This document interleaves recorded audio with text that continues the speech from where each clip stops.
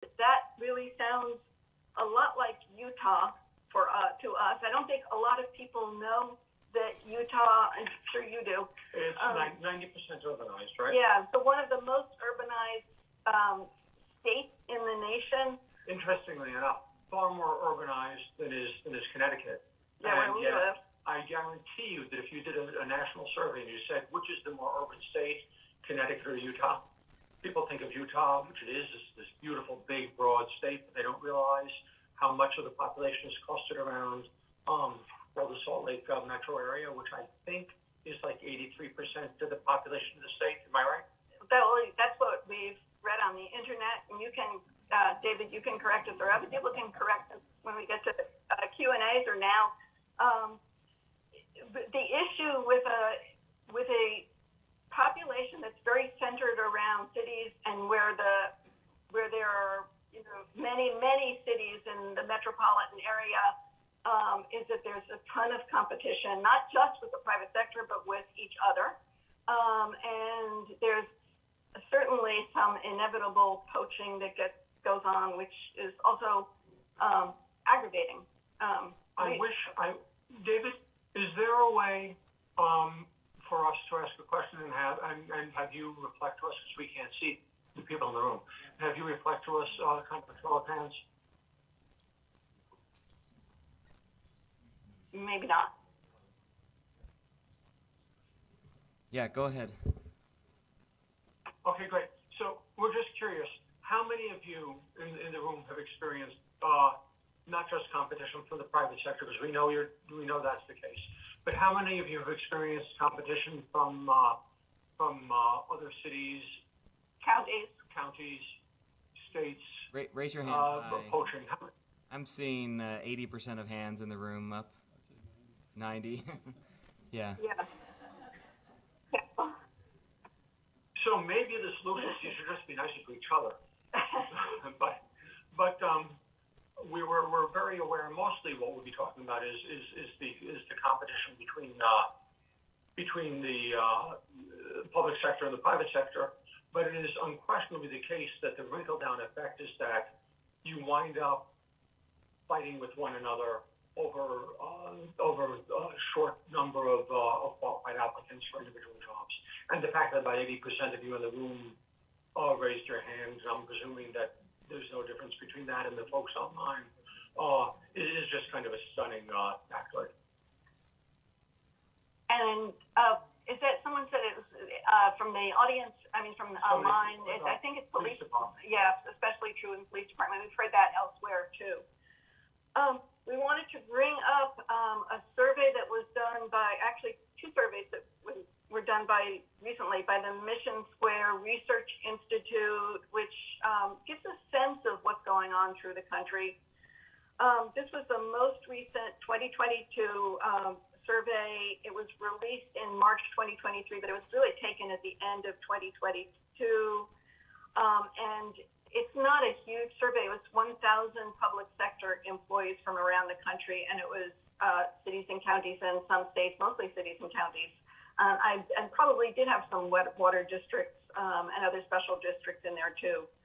But anyway, nearly 2 in 3 public sector workers, that's 64%, were worried about inflation and their ability to keep up with the current cost of living. That's a driving force in people thinking that they really need higher salaries. Although I should interject, the inflation rate is not as big a problem as it has been, but the ramifications of the high inflation rate over these last few years has certainly put a lot of pressure that continues to exist. So some other things from that survey, when asked about the aspects of their job that they were satisfied with, only 39% said their salaries were satisfying to them. In comparison, 73% said job security was good. And then there was, they asked people whether they were considering looking for other jobs. About a third of the people said that they were, and of those, it was about 386 people who said they were considering changing jobs.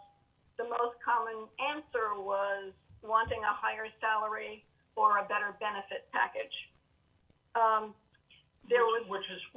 It's worth making a point here that that when you talk about compensation, one of the mistakes people frequently make is to look at compensation just in the form of pay, when in fact what we've heard repeatedly is that the important thing is really total compensation. And I don't know, I would think that everybody in this room knows that. When we talk to other parts of the public sector, other professions within the public sector, they don't necessarily know that. And actually, it's a problem with an awful lot of the data.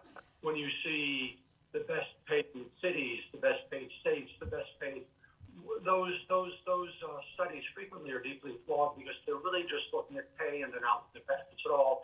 So they're not looking at total compensation and they're not really seeing the whole picture. And there was one other more recent survey that was done by Mission Square Research Institute, and that was specifically of HR professionals. And they were looking at what people said, what HR professionals said that they were learning from exit surveys, and that was that the most common answer for why people changed jobs was that they wanted a higher salary or a better benefit package. And I don't know, the gist of all of this is that there's an awful lot of reevaluation going on currently, and we're reading about a lot of places that are instituting fairly generous cost of living increases, and we're certainly seeing many reports about market surveys proliferating. And we wanted to ask that question too. On cost of living increases, has that been something that you've seen going on in your government, kind of more unusual in the last couple of years than before? And maybe a show of hands for that too. And David, let us know what you're seeing. So I'm going to break this into brackets because I know it's rampant. How many of you have made a cost of living increase over 5% within the last 3 years? That's about a third to a half. How many have anybody higher than 5%? Yeah. Throw out some numbers. 8%? 11%? 10? So how many have done less than 5%? About another third. How many have not done a cost of living increase in the last 3 years? 1? Cost of labor, new market study. Okay. Yeah, and we've had some gigantic increases per position, but never. So position-based rather than across the board. Okay. Yeah. And what about market studies? What percentage, looking at the audience, how many people have done market studies in the last couple of years? Good two-thirds of organizations in the last 3 years. Yeah. That's I have to say that's impressive. But as Catherine said earlier on, we're hearing about more and more market studies. If you looked at the country as a whole, and we understand you guys understand Utah better than we do. By a lot. By a lot. What David brought us in was to talk about the nation, and I can tell you that there's not nearly that percentage of cities, counties who are doing market surveys. It's a much tinier number. It's just more and more doing it than used to just even 3 or 4 years ago. Yeah, and we haven't yet really seen the results of those market studies. I think that's going to start to show up in the next year. There is certainly a general feeling that, what's been the case, post the Great Recession up through the pandemic, raises have not been very generous. They've not been very frequent. We've heard a lot that this idea that a raise every 5 years is just not going to cut it anymore. But when you think of changing attitudes, the information is a little confusing. We're, again, looking at this Mission Square survey. It showed a big difference in attitudes between younger and older employees, but it wasn't necessarily consistent. Like, what do people want in their jobs? What drove them to their work? When asked of this group of 1,000 general employees in public sector, when asked what major factor initially attracted them to their current jobs, job security came in first with 67% of respondents, and that was followed by retirement benefits and a little bit less personal satisfaction in the job. When asked what public sector organizations could do to retain more employees, however, that same group said that they recommended improving salaries. 74% said that to get more people into the public sector, they should improve salaries and offer. And one of the next answer was increased bonuses. That was 54%. And the third most common answer was show more appreciation and recognition for employees and the work they do, and that was 45%. That was a list. You don't know what to make of lists like that because people were supposed to check all that applied. And so there were, people had multiple answers, but there were some of the options on that list that got very few responses. And there's a chicken and egg kind of a syndrome that's going on here. When Catherine was showing the charts in the very beginning, showing how just the stress on being able to hire enough people.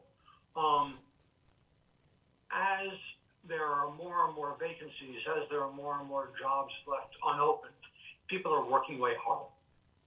And as people work way harder, and there's greater stress, and there's greater fatigue, unless they go to another job, they want to get something out of it, which goes back to exactly what Catherine was just saying. One way that you can make people feel good about the fact that they're working harder is by paying them more, and they want it, and they can get it in the private sector.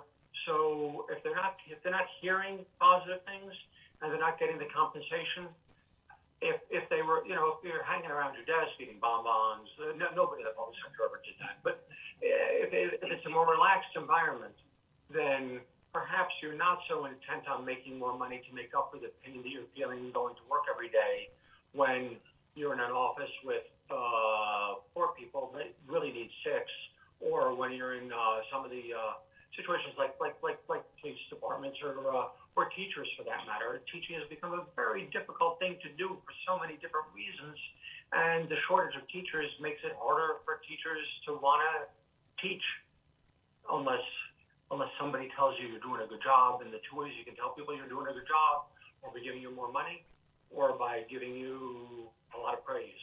And praise only goes so far. So it's good. Praise is good. We like it. Yeah. Nobody ever gets us praise. So this comes to like the next thing we wanted to talk about are what are the solutions? And like our observation when we were working on the government finance review column about compensation was that there's a ton of experimentation going on. And we talked to David about this and what's going on in his city and elsewhere. And what we saw was that Utah was kind of leading in this area of at least some places looking at maybe the old systems of organizing pay ranges and pay grades just wasn't working all that well right now when there was so much market pressure. And I'm sure, David, you've talked about this quite a bit with this group, and people have asked lots of questions. I know that's true on the public sector human resources forum, but that there are a lot of questions about how do you adjust your pay systems for this. I think that Lehigh has found this pretty successful to go to a much more market-based system. I know that there are also negatives. I mean, it gave, from what we heard from David, correct us if we're wrong here, but this is what you told us before. So if we're wrong, you just give changed your mind. a couple of more months to analyze this, but a greater responsiveness to market forces, and the negatives, it is more work, more analysis, more time making individual decisions, more danger of employees who are not happy with this because their jobs aren't as competitive and their salaries aren't being adjusted, even if they may be working just as hard and doing things that are just as valuable in the long term. It's worth taking note that although we were giving Utah credit for this kind of work, and David specifically, but we've heard about this in a bunch of other states, Colorado, and I'm talking about localities, cities, counties, townships in Colorado and Idaho, Kansas, Missouri, New Mexico, Wyoming, and there are others. Those are the ones that we've been writing about just lately. One of the issues here is that a lot of the pressure, although applications for public sector jobs have been dropping since 2015, as we said before, a lot of the real pressures that places are facing now are so new that this hasn't been studied enough, and the research really hasn't shown yet what's working or not, and so what we see a lot of places doing are bonuses. And hiring bonuses in particular, there's still a lot of controversy as to how well those work. Again, this Mission Square survey showed that in 2022, 19% of state and local governments had used hiring bonuses for specific positions. Only 8% for more general positions, and we write 2 columns a month for Route 50. We also have our own website, and we write a lot about human resource issues there. That's greenbarrett.com is our own website, and so there we can handle kind of shorter things and newsier items, and also just a little bit of sometimes what we think. And actually, David, at some point in our conversation, if you could just put on the chat our website address so that folks there who want to kind of follow the work we're doing about this can do so more easily. So what people know about hiring bonuses anecdotally right now, because again, there's not enough research, is that that also results in ill feelings, not surprisingly, from current workers who aren't, who are seeing new employees suddenly getting better starting salaries than they ever got, and also, even without the hiring bonuses, starting salaries that are raised quite a bit lead to the very difficult issue of salary compression. Do you want to talk just a little more about salary compression? Yeah, I mean, well, I'm sure, I don't know. I mean, that's another good question to ask people. David, is this a problem that is being faced by the people who are in the audience? Are they seeing issues with salary compression in their governments? Raise your hand if we're dealing with, about a third to a half in the room. Yeah, so it is an issue. And in the Mission Square survey, again, 56% thought pay increases or bonuses to new employees were not handled too well or not handled well at all in terms of their current employees. And that's, I think, a real danger. And we also noticed that recently the California-based it's a consulting firm called CPS HR Consulting, weighed in on signing bonuses as creating kind of an initial euphoria, but not necessarily creating any loyalty to the place once someone was hired and had gotten at least part of the bonus, that there was some evidence that people were not sticking it out. And that certainly after they had collected the whole bonus, they were not necessarily loyal to the place that had given them the bonus. I should also say that we were startled at the size of some hiring bonuses. Mostly what we heard about was states, but particularly for police, there were states that were giving, or state patrol, $20,000 hiring bonuses, which just seemed really high. Actually, makes me think about baseball players who you get the guys to the team by paying them $1 zillion to sign up, and then 3 years later, when the first contract comes up, they go to the best bidder.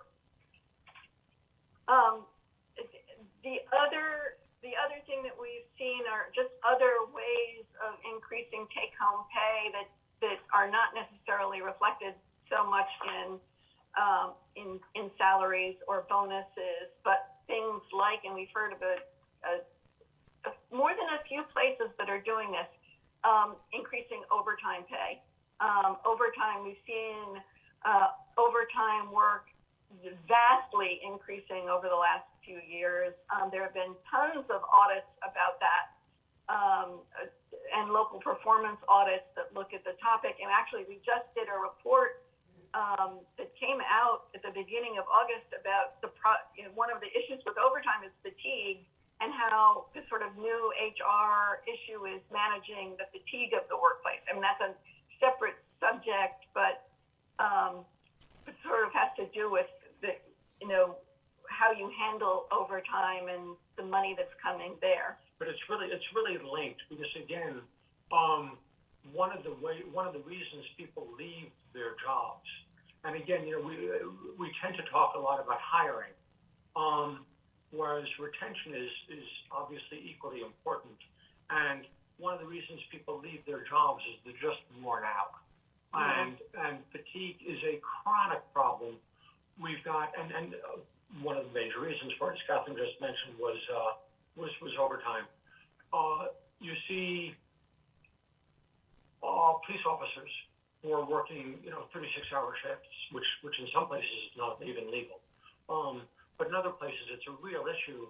And the tireder you get, the less inclined you are to want to stay in the job. And the less you are inclined to stay in the job, the more people you need to hire. And since there aren't enough people to hire, it's just a cyclical thing that's not a good thing. We're also seeing a lot of activity on the benefit side, both sort of hard benefits and soft benefits, and things like tuition, increases in tuition reimbursement, subsidized childcare, more vacation days, scheduling flexibility, and dramatic efforts to increase work-life balance, or to make people feel more like their home life is recognized by the workplace. And just one example from South Dakota, we talked with somebody at people who work for a jail, and they were the jail was building a grill outside. They were landscaping outside of the jail, setting up barbecue facilities so that corrections workers, jail workers could invite their families over during the day for their children to play and to grill. And so that we're seeing a lot of that. Also, maybe a little bit more of that with the increase of remote work, and offering and using remote work also as a recruiting device, because it's something that people seem to want. And there's a generational thing going on here too. There have been a bunch of studies done that the younger age groups tend to be somewhat more concerned about work-life balance than than people who've been in the public sector for years and years. And so, again, I guess I keep coming back to this idea of total compensation. I think that maybe we begin to need to think about total compensation, not just in terms of what we always do, which is in terms of compensation and in terms of benefits, but also total compensation being compensation, benefits, and how pleasant the job is, and what is the work-life balance, and how much flexibility you've got in the job. That's part of this total compensation, because you can be compensated. Catherine's example, the folks in South Dakota who in the correctional institution who had a playground outside. Well, that's compensation in its own way, and it's one way to keep people in the jobs, as well as, I guess, to attract them. And the last thing that we really we're seeing an increase of a mild increase of was performance pay. Yeah, and performance pay is an interesting thing, because it's years ago when we were first talking about the workforce in the public sector, there was a lot of talk about how performance pay was going to be the solution. That people who worked better, and worked harder, and were more qualified, not necessarily more qualified, but more successful in their jobs would get paid more. And it got dismissed. And the executive director of the National Association of State Personnel Executives used this word. She said it was viewed as a failed experiment. And it was, and people started to back away from it. What we see now in a growing number of places is more and more performance pay. There are a lot of objections to it. Performance pay can create competition among workers. They can create, it can hurt a team-based environment, because people don't want to hear that the guy at the next desk is making more than they are. Yeah. And the other thing is that a lot of people worry that it just can't be fair, that it has to be, that it will end up being subjective, and if the supervisor doesn't like you, then you won't be the one getting it. And the other problem, isn't it, that it's given to too many people.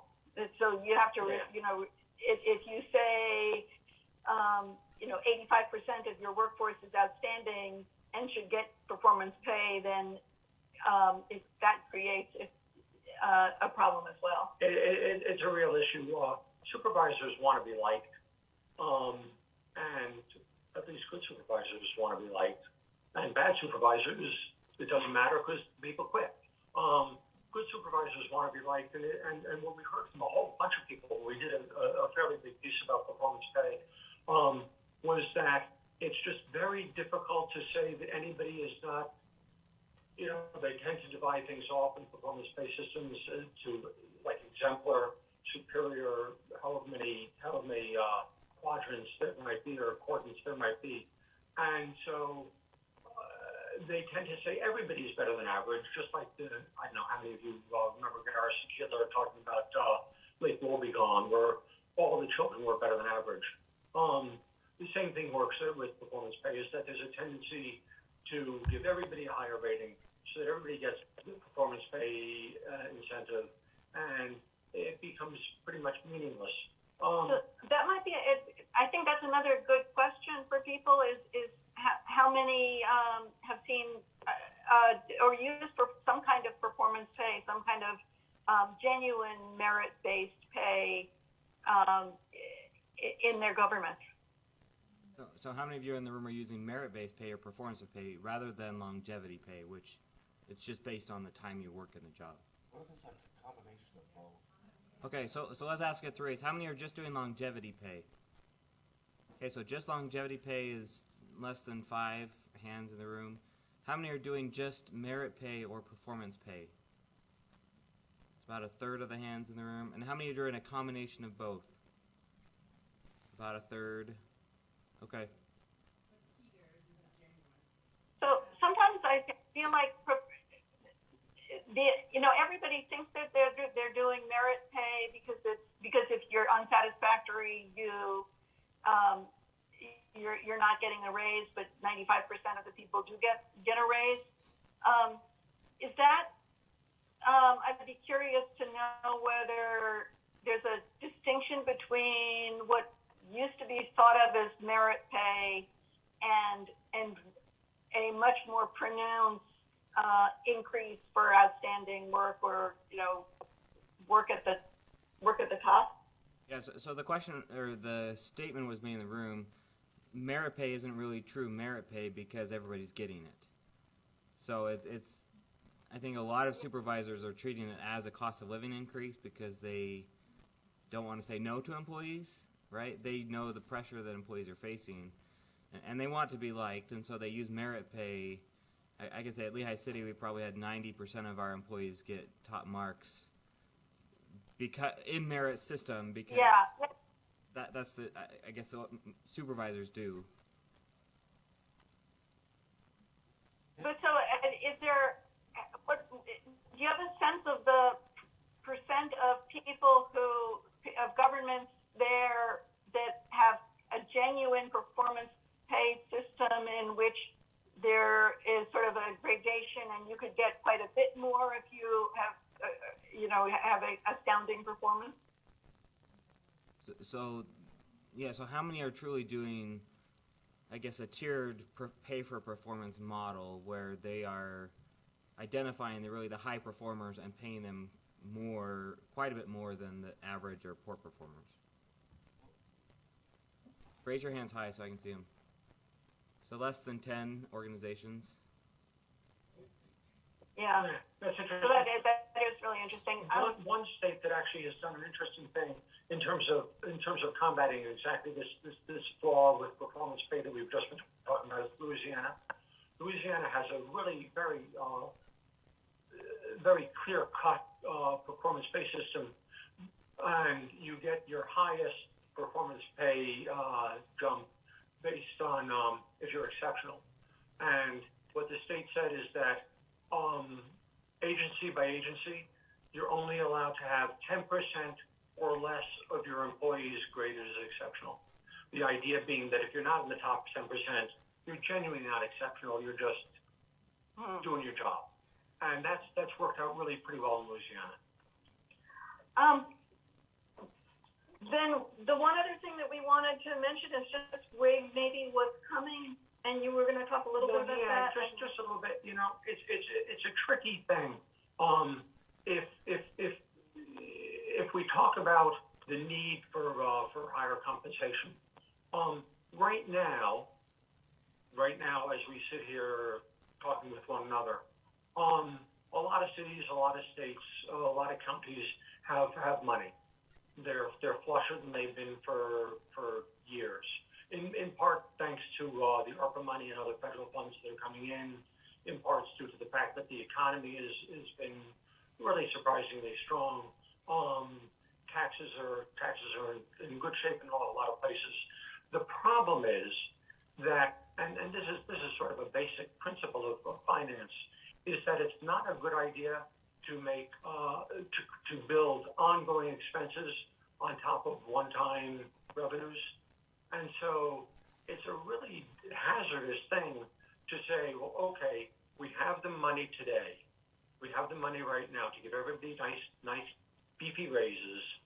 If you're not pretty confident that you're going to have the resources and the revenues coming in years to come so that you can continue to pay them, because once you give people more money, you take it back. Now you really have a problem with keeping people on the job.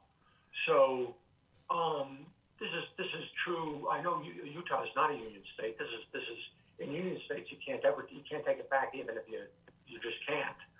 But even in non-union states, you can't take money back. So if you overdo an effort to increase compensation, and you can't maintain it without cutting back from other things, that's a real problem. And it's a coming problem, because there are a lot of people talking about right now with the end of the ARPA money. I guess the last of it needs to be allocated by the end of 24, and all of it needs to be actually paid out by the end of 26. And in addition to that, people aren't really expecting the economy to continue to be as robust as it is today. So it's an issue as to how you can possibly raise pay enough to really fight with the private sector in an effective way and be able to continue to do it in years to come. And and I wish I had an answer to that. I don't. The answer to that is, good luck. So that's where we are. We can close with that from our what we prepared. I'm very happy to answer questions. I don't know, David, how much time we've got, but very happy to answer any questions. We like discuss questions, things. or just talk to the extent that David can be sort of our person on the ground there. We'd love to have conversations as well. Yeah, we value this kind of setup because we want to learn from you too. Okay, so I'll speak for the room, but what questions do you have for Catherine and Rich about trends, about topics, what you're seeing, anything? Yes? Do they see a lot of pay for performance being bonus-based rather than base pay-based? Okay, so the question is on pay for performance pay. Do you see any of it based on bonuses rather than base pay increases? Yeah, that's a good question. Yeah, there are a lot of the performance pay are bonuses. They're not increases in and then that's a great question because I really should have clarified that in the first place. A lot of the performance pay are bonus based, not base pay based, and it makes it much easier to keep going. What we do know though is that there are some places where bonuses are just not permitted, which kind of cuts that out as a possibility of doing that. And then some places get around it by doing what are in effect bonuses, but they don't call them bonuses. And I won't name the state, but there is a state that absolutely gives bonuses, and there is in law in this particular state, you're not allowed to give bonuses.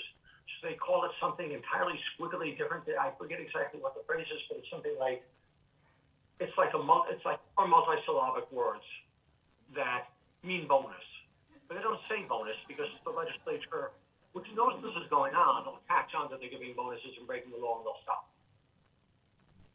And I won't name the state because the guy there says, don't call it a bonus. He made me promise never to refer to it as a bonus in their state because he'd get in trouble.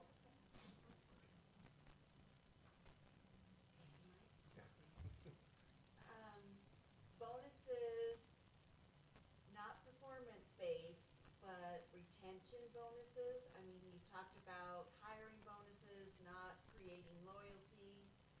Is it the same thing with retention bonuses that are kind of across the board, maybe for a specific job where you're having trouble hiring or keeping people? Does that really not create any loyalty? Is the same as hiring? I think it doesn't create the same problems. However, there has also been very little research about how effective they actually are in retaining people. It seems like they should be, but before these last 2 years, the big surveys that were done by a whole bunch of places that survey HR practices in the public sector did not include any questions about bonuses because they were and particularly hiring bonuses and retention bonuses and referral bonuses just weren't being used that much. One of the things we do know, though, is that in terms of retention bonuses, is that they are a tricky thing because if you give people retention bonuses in 2022 and 2023, and you don't have the money to give it in 2024, people have begun to count on those retention bonuses, and they think that this is really part of their pay when it isn't. And now they don't get the retention bonuses, and that can create real animosity between employees and the employers. Would it be better? Yeah, and I'm not. Sorry, go ahead, Catherine. I'm sorry, go ahead. Would it be better to I'm just saying I'm not. Base wages?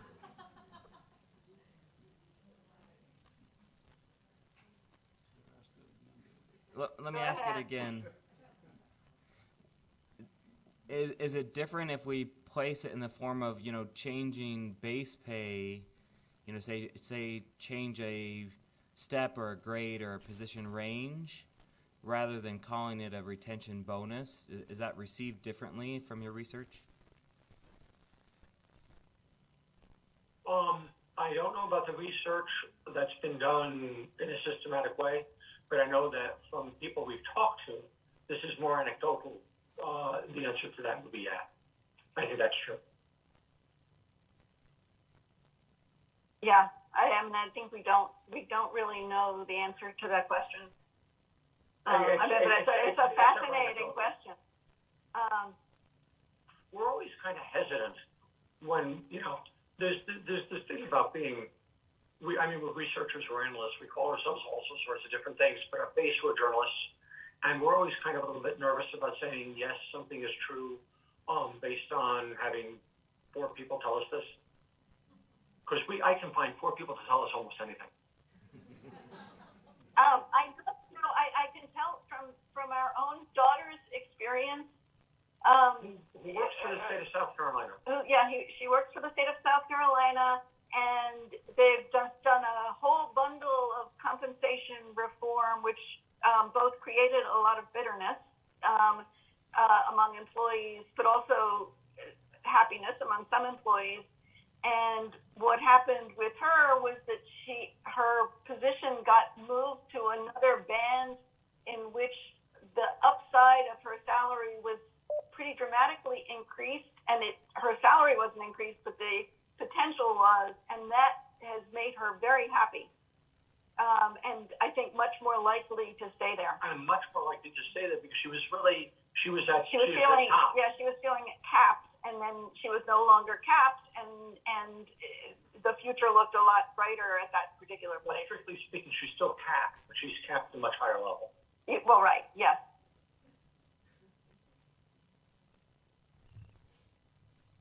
So, more questions?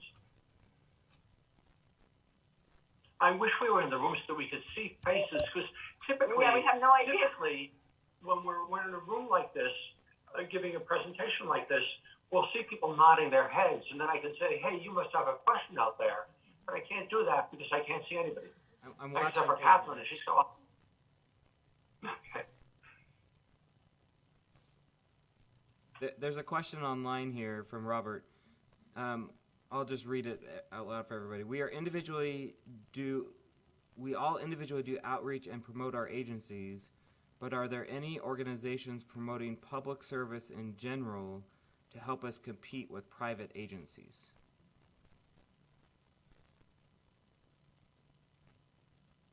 Yes. One of the organizations that we work with is the Volcker Alliance, which was started by Paul Volcker, who had been the head of the Federal Reserve for years and years. And he lived into his 90s, passed away fairly recently, like 2 years ago. And his whole sort of reasoning for starting this institute in the sort of 10 years before he died was public service, and to encourage people to enter public service. And they are working with a lot of universities around the country to kind of bulk up programs that that encourage undergraduates and master's students to enter the field. Yeah.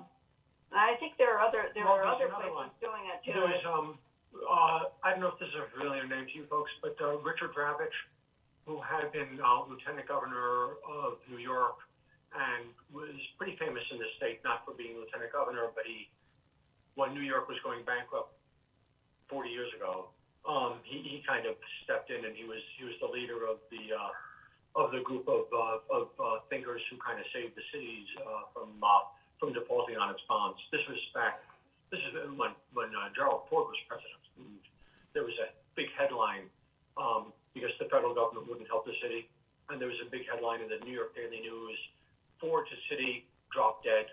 So this was Richard Dravich's background, and he has an institute that's been designed to help to promote more education in universities to help train people, to help get people involved, and to help people get excited about working for the public sector. So he's doing. Yes. He just passed on too. But, There's another thing too. We don't know of a national organization that is supporting this. There might be, but we're seeing a great many more local examples of building up internships that are kind of directed even at high school students, certainly at college students, but to get high school students much more interested in public sector jobs, and to really explain to them, to make it clearer the wide variety of jobs that are available in the public sector.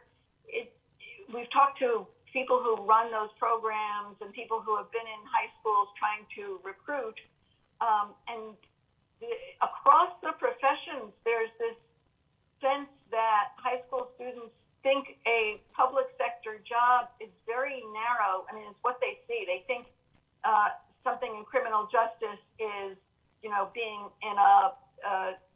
a police officer. Or even more extreme than that, they think that if you work for the Department of Transportation, you're a bus driver.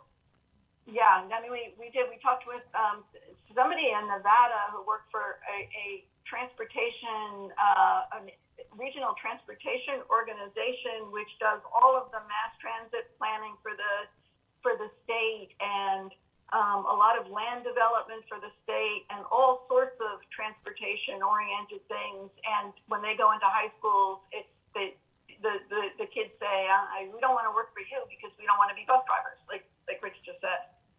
So it's like there's a big educational component here, especially among for young people, and places are even going in, not for internships, but for better education going into middle school. Yeah, but this is not so much being organized by a national organization like we were talking about before. But it's local. These are local efforts, but they seem really worthwhile. And the people who have talked to us about it are finding that it's having real good results. And reaching into the high schools has two great benefits. One is that when high school students, there are an awful lot of jobs that you don't need a college degree for, which we should talk about that in a second. One of the things that's helping to fill jobs in the public sector is that job descriptions are being changed.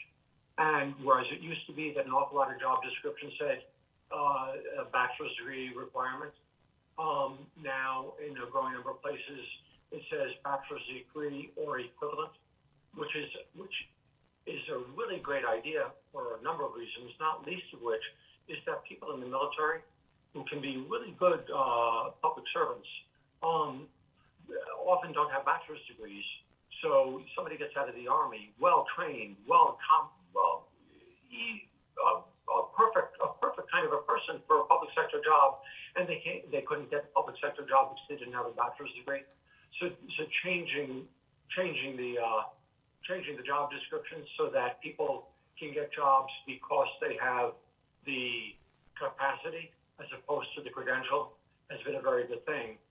So when you go into high schools, you can persuade people that A, maybe you can get a job right now, or B, maybe when you do go to college, this is a career path for you. Yeah, and career development is becoming a really important thing, showing people of the career development. I want to add one more thing on this kind of nature of this part of the conversation. We are big believers and have been for a long time in the importance of civic education. We were talking with our 17-year-old great niece last night. We had a long conversation with her, and she was telling us about how she was taking AP Government. Oh, this is so sad. Yeah, AP Government for her final year in high school next year. We said, oh, great, we know a lot about government. And then we looked at the AP course she was taking, and it's AP Government. There is not one word about local government or states.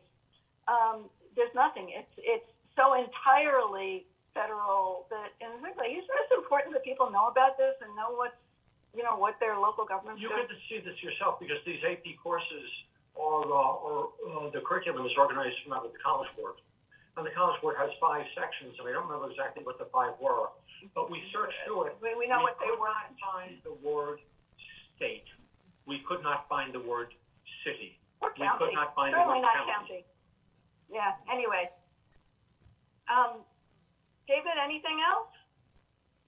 I guess one question I have for you is, what sources do you pay attention to learn about trends and topics? Like, what are your go-to places to find out this information? Well, you. Yeah. Yes, we have a ton of, we really rely on, we try to build up sources, and we're always looking for more sources of people who are actually on the ground and doing the jobs that everybody in this room has.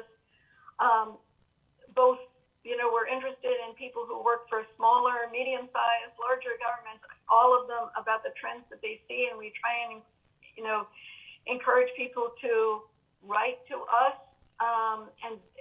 and communicate with us through our website. We should say that our email address is greenbarrett, GREENE, B as in boy, ARRETT @gmail.com. We would love to hear from people about what they think we should be writing about. We also are encouraging people to send us ideas for what we should be, the guest columns that people would like to write for our website about what they see. And then we very much rely on the organizations, associations like the National Association of State Personnel Executives, where we're advisors. We've spoken a lot of times to them. The Public Sector HR Association, which David mentioned, which I know you are the chapter of in Utah. We'll turn, for example, on Tara Woodson-Welch, who's now your executive director nationally. We talk to her a bunch. We talk to her frequently to see, hey, what's happening. And they're not necessarily, part of what we love about our jobs is it's all a treasure hunt. Yeah, and we talk to private companies, too, that work with the public sector to get their impressions. And basically, we'll talk to anyone who will talk to us. And we do this a lot. This is, a great much of our time is spent finding ideas and finding trends that people have not noticed quite yet. Because ultimately, what we don't want to do is write the same story as you could have read the previous day in the on the Associated Press or New York Times. We want to find the new ideas. Yeah, we also do a lot of searching. We do a lot of Google searching on this topic, and use the forum for PSHRA and things that are produced by NASB. Yeah. And actually, this is sort of maybe wildly oversimplistic, but we've got 1 million Google alerts set up, which are these, you can set these things up on Google and it'll give you keywords and it'll feed you stuff. So our email feed is full every day of things that have just the words human resources in them. And I will add a completely self-serving additional comment, which is the column that we are about to start working on is about onboarding. So if anybody has ideas about things, innovative things that they're doing in onboarding, please let us know. Because what we realized was in looking at the data for a lot of places and their turnover issues, the turnover is dramatically higher in the first year of employment, especially with younger new employees. And so we figured that that's a good reason to look at onboarding right now, because what can you do to once you've hired someone to keep them beyond that dangerous first year or two. So we welcome anybody who has any ideas about what we should say about that. Any ideas in the room? David? I don't really have any ideas about that, but I'm curious, how do we address the issue with this newer generation coming into the workforce of doing gig work? In other words, these people are just long enough to get a little cash in their pocket, and then they just move on because it's time to go to the next gig. And so I'm curious, because I don't think it's necessarily just I mean, I see people doing gig work that are making tremendous amounts of money at a gig, but it's not that's keeping them there, right? They just have this mindset of, I just need to get enough, and then I'm going to go do something else. I'm going to get enough money, and I'm going to go do something else. So there's not the longevity or the commitment to any one particular corporation or even profession. Yeah, I mean, we certainly heard that said a lot. We heard, we were at a conference recently for the National State Auditors Association. They had a generational expert speak there who was really excellent, but about all of those kind of topics. It's one of the ways that we hope and think that places can deal with that is to make it clearer to people the opportunities for job change within the entity itself, and the kind of career development and a little bit of the loosening of boundaries between departments and fields so that people can satisfy the urge to move but yet stay in the same entity where they can establish more loyalty and a more long-term employment. Which is a real advantage, and something I know some people use as a selling point for working in the public sector as opposed to the private sector. Yeah. If you go to work in a private sector firm, typically, if you're in the HR department of a private sector firm, you're going to stay in the HR department of the private sector firm because that's what you are. Whereas in a lot of cities and counties, if you're in the HR department, but you really have a hankering, you really have a knack for IT, and you're doing the IT for the HR department, maybe you can move to another division, or maybe you can go to work directly for the Chief Information Officer. And so that's a real advantage that states and localities have. And I think part of the answer to the question you raised, there's no great answer, there's no one-size-fits-all answer, but it is one way to help keep gig folks around, is by saying, okay, fine, we get that you're going to want to move on, but let your next gig be with us, and we'll find something.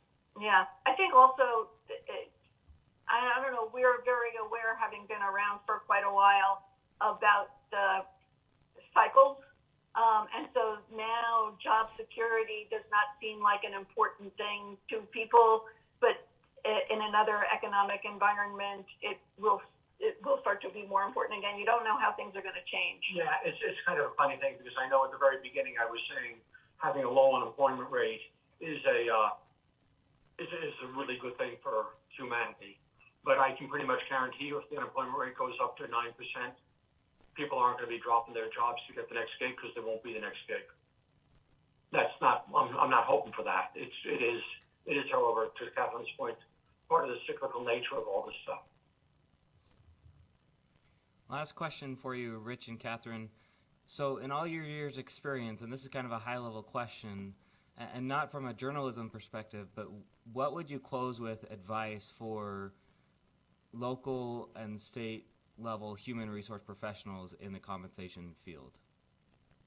What kind of career advice what kind of management advice would you share? Okay. In the compensation field, well, yeah. Wait. David, specifically in compensation? It's compensation, human resources, whatever you want to take with that question. Okay.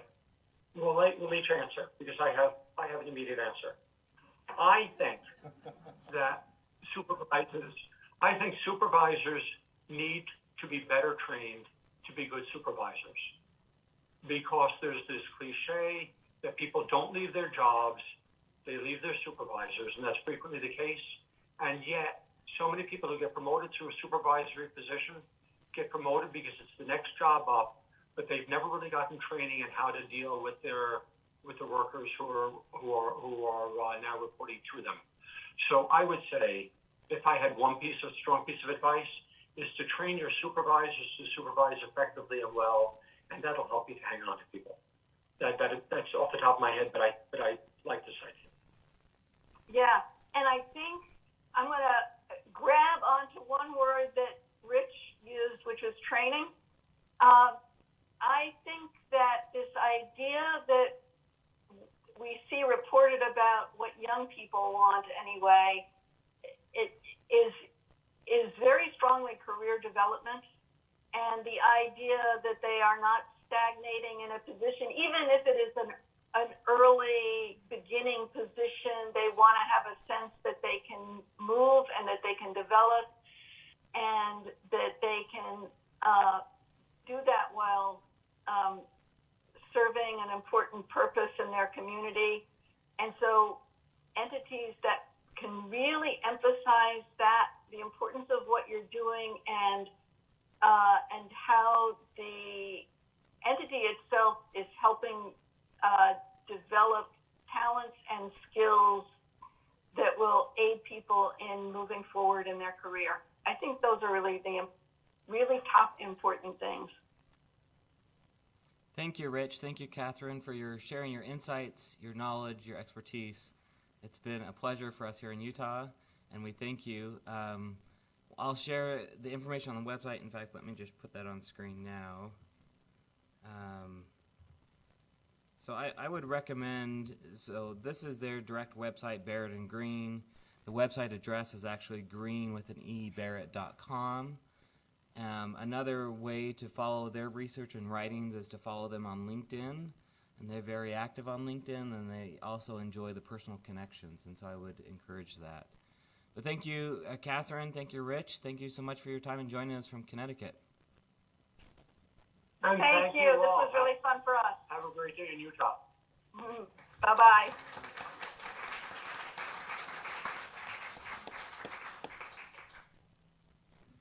All right, we're going to take just a 10-minute break, and then we'll get the next speaker lined up for us, and we'll go from there.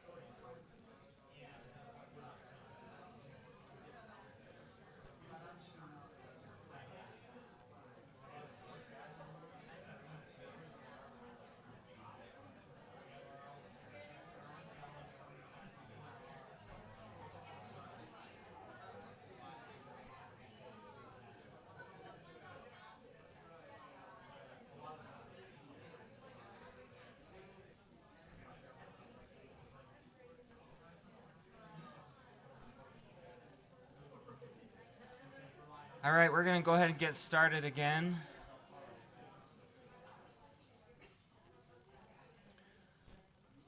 I don't think the people in the lobby can hear us okay, but we'll get started. So I'm excited to introduce our next speaker, Mr. James Wood, affectionately goes by Jim. Jim is the Ivory Boyer Senior Fellow at the Policy Institute at the Kem C. Gardner Policy Institute with the University of Utah. He specializes in several research areas, including housing, construction, real estate, and economic development. And some of you may be wondering, well, what does that have to do with HR compensation? There's a lot, especially in the Utah market right now, right? He has conducted numerous studies on local housing market conditions and published over 100 articles and studies related to the Utah economy. Mr. Wood is a member of the Governor's Council of Economic Advisors and serves on the board of the Salt Lake Home Builders Association, the Salt Lake County Housing Trust Fund, Neighborhood Works Salt Lake, and is a member of the State of Utah Revenue Assumptions Working Group. A graduate of the University of Utah with a bachelor's in finance and 4 years of graduate study in economics. Mr. Wood joined the business school in 1975 and spent over 25 years as a researcher and senior research analyst. He served as director of Bureau of Economic and Business Research from 2002 to 2015 before being named Ivory Boyer's Senior Fellow at the David Eccles School of Business. So let's give a warm welcome to Mr. Wood.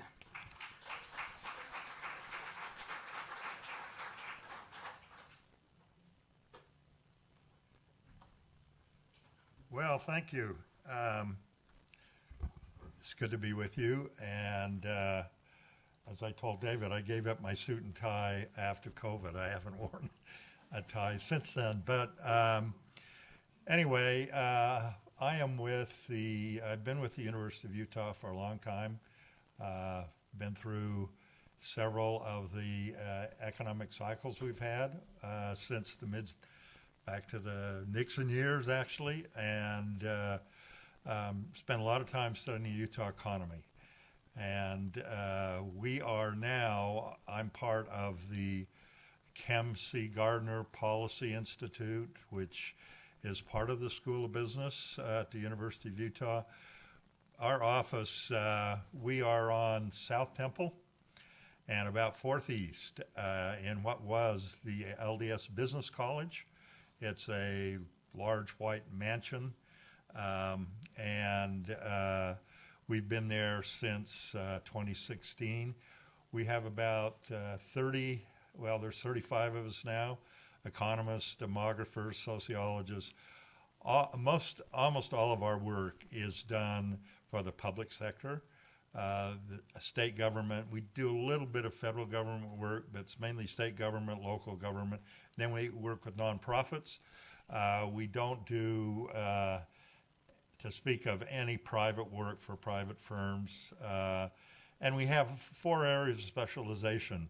One is economic policy, and another is survey research, another is demography, and last is economic and impact studies and industrial development, commercial and industrial development in Utah. So we have, for example, in the demography section, we have 5 people who we have an ongoing contract with the Legislative Fiscal Analyst's Office and the Governor's Office to provide all of the demographic projections for the state down to the county level, as well as all of the estimates of where we are now. So we have probably about 25 projects underway, research projects that we're studying. So I was invited, David invited me, thank you, because of a blog that I wrote a few months ago on whether or not wages in Utah are keeping up with the cost of living and inflation rates. And so we're going to talk about that. But first, I just wanted to just set the scene a little bit with where Utah is. We are really, since I've been looking at the state and comparative data, even if you go back to the 1960s, 70s, 80s, doesn't matter what period of time you take. If you take a 10-year period or 20-year period or a 30-year period, Utah will be one of the fastest growing states demographically and employment-wise of any state. Now we are a mid-sized state. It was easy to get very high rates of growth in 1960 when we were quite small. And even 1990, we had a couple of million people. We got a little over 3 million now. And I'm a lover of a little bit smaller population, but anyway, that's another issue. We don't want to talk about that, but we're here now. We're rapidly growing. We are a mid-sized state. We are a state with the 30th. We rank 30th in population size, 3.3 million, and we rank 30th in employment at about 1.7 million. So 1.7 million people get up and go to work every day in Utah, and it's really, we have very low rates of unemployment, down at 2.3%, and we've had high rates of employment growth the last few years. But I just want to lead out with a couple of charts here. This first one shows the rate of increase in employment for a 10-year period. This is July of 2012 to July of 2022. And anyway, we got yeah. Do I need to do that? Yeah. Okay. Well, I have to get my glasses on. I can't see. We'll help you out here. Do we deny that? Yeah, that's good. Okay. Yeah, over that period, population in Utah increased by 34%. Idaho is next. Again, these are rates of increase. You can see, like Florida, which is a huge state, third or fourth largest state, has a 28% increase in employment or in population. Just a word on that. The reason Florida has such high rates of population growth. Okay. Those are microphones, so we can hear you. Oh, that's just a mic? That's a mic? Okay. Okay. The reason Florida, Nevada, and Eve, Texas, and Georgia have high rates of population growth because of net in-migration. People are moving there, and in Utah, just a word on net in-migration and our population growth. For the last 2 or 3 years, net in-migration now exceeds natural increase in Utah. Natural increase is births minus deaths, and the migration number now is more than half of our population growth. And not like Florida, Nevada, where it's over 70%, but we are getting a lot of population growth from net in-migration, which is driven by people move for jobs. That's the reason they move, generally. Go to the next slide, and here I show the numeric increase in employment. Okay, again, it's a little bit easier to get high rates of growth when you're a bit smaller, and the growth rate, but absolute increase in employment. It shows that Utah, in this 10-year period, employment increased by 427,000 jobs. That ranks 11th among all states. Again, we're the 30th ranked state in size. You can see we have really a disproportionate or much higher rate of growth. We're jumping over a lot of states, like I say, might surprise you, Oregon, and anything in the Midwest. Any large state, Pennsylvania, Michigan, those states, much slower rates of growth. Okay? This shows the population growth, and again, we have a high rate of growth, 21.8%, 600,000 new people over a 12-year period. We'll go to, and we often present those numbers, and you just look at them and say, "Oh wow," but the question is, and I don't think we discuss it enough, is why? Why is Utah a high growth state? And over the years, as I've worked on economic development, kind of developed my own criteria here of why I think we are a high growth state. And we used to interview firms that are located in Utah. Why'd you come? Or firms that expanded. Why are you expanding? And really the dominant reason driving expansion and new locations or relocation into Utah is labor. And it's labor quality, labor cost, and labor supply. So there's three factors that we are still advantaged there. And we're going to talk about labor costs, because labor costs have been a factor in why firms locate here. We still have attractive wage rates, and that's what you guys are all involved in. And thank you. I got a 5.5% increase this year. But as I cite in the article that I wrote, I've been there long enough. Back in the the late 70s, when we had a burst of inflation, I can remember getting a 9% pay increase. And that was pretty much what most people got at the university. And that's when we had rates of inflation that were double digit, and they lasted for longer than a month or two, a couple of years, and we really got generous increases. But we'll talk a little bit more about that. But labor market issues, our quality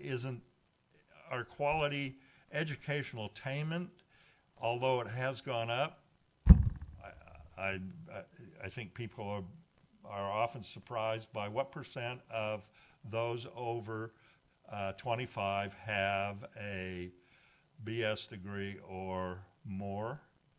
And Utah, we've gone from about 10 years ago at the census, we've gone from about 27% up to now we're closing on 30%, but a couple of states have jumped over us.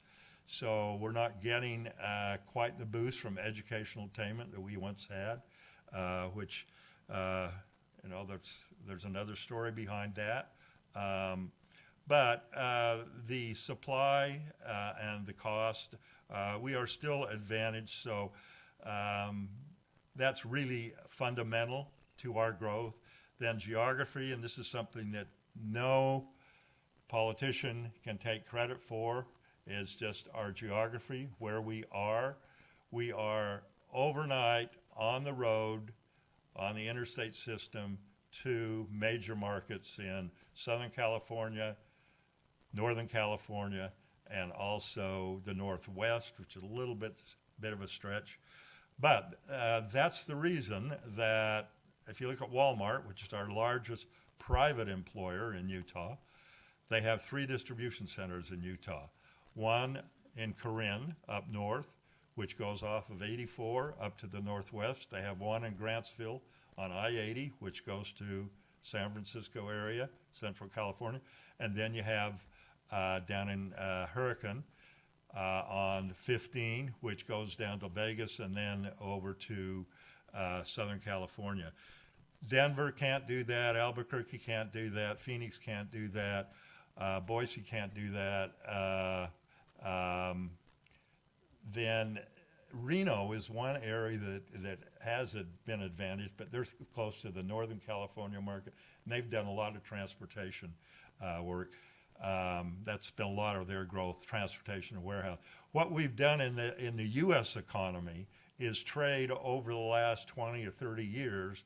Trade, and we're going to talk about this, high rate, some occupations or sectors that were pretty high wage manufacturing for one, for truck drivers and construction workers and forklift drivers. And that has to do with mainly a lot of transportation and warehousing. Demographic growth, our rail and air, you can't really overstate the importance of Delta Airlines bought Western Airlines in the early 80s. That's the reason we have a hub. And the hub is really, really important for our economic growth. Demographic growth, we talked a little bit about that. Quality of life, state's fiscal condition. Our business climate is really favorable. Our fiscal condition is one of the best of states. We're part of a high growth region. And if you look at a map of the United States, in employment growth over a period of time, you'll see that it's really draining to the southeast. You got the Carolinas, you got Georgia, Florida, and then you've got the Intermountain West and the Southwest.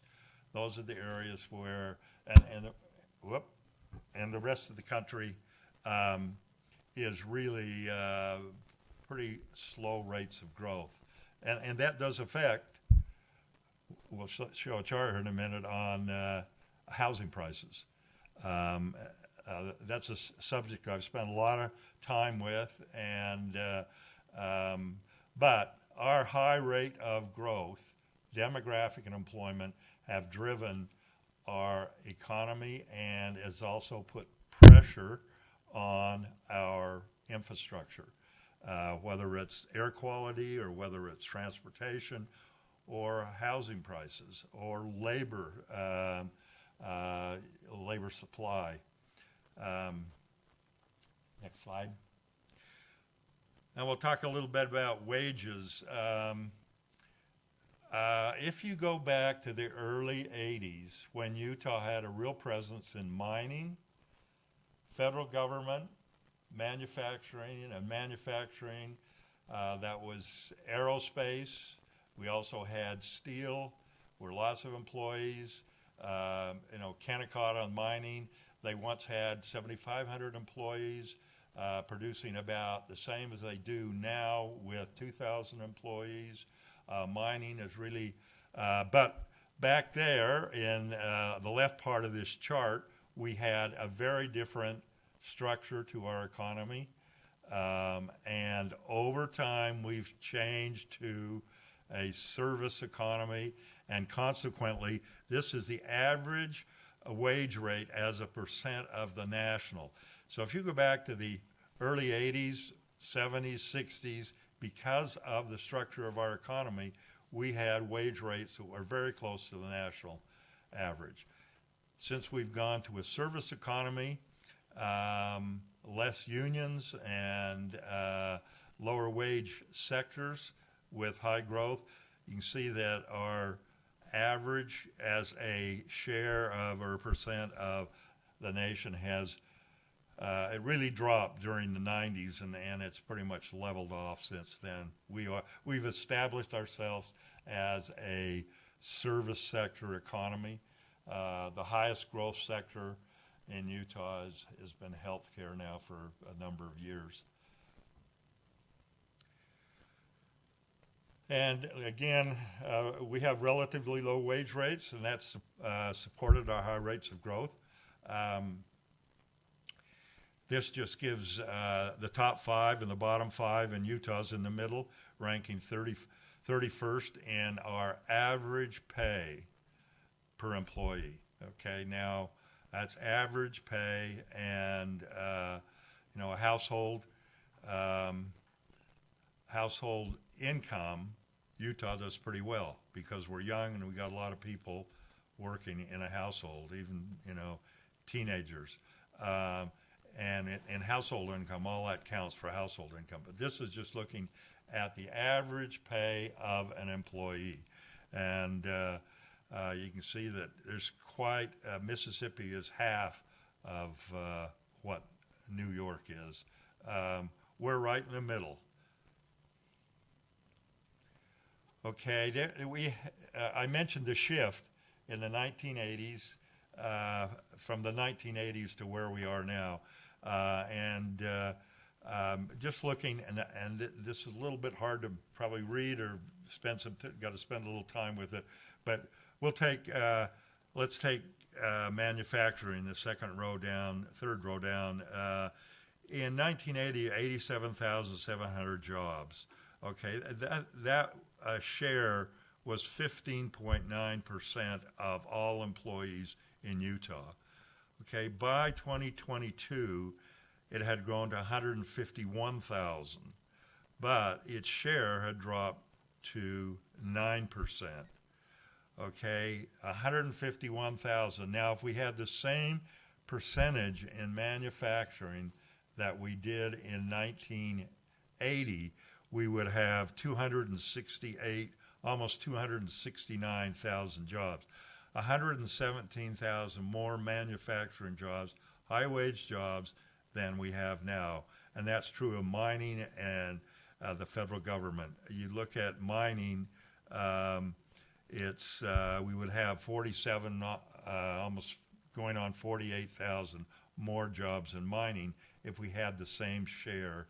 And a lot of this is a reflection, at least in those top two, by technology change, which has shifts in the labor force. The federal government it's pretty interesting. The federal government has, in the rural areas, the federal government jobs are the best jobs out there. They're high-paying jobs, and they've been very stable. But you can see that the federal government in Utah, it's grown by just 1,700 jobs over 42 years. So not much growth there. Where the shift to high wages, construction, transportation, warehousing, and healthcare.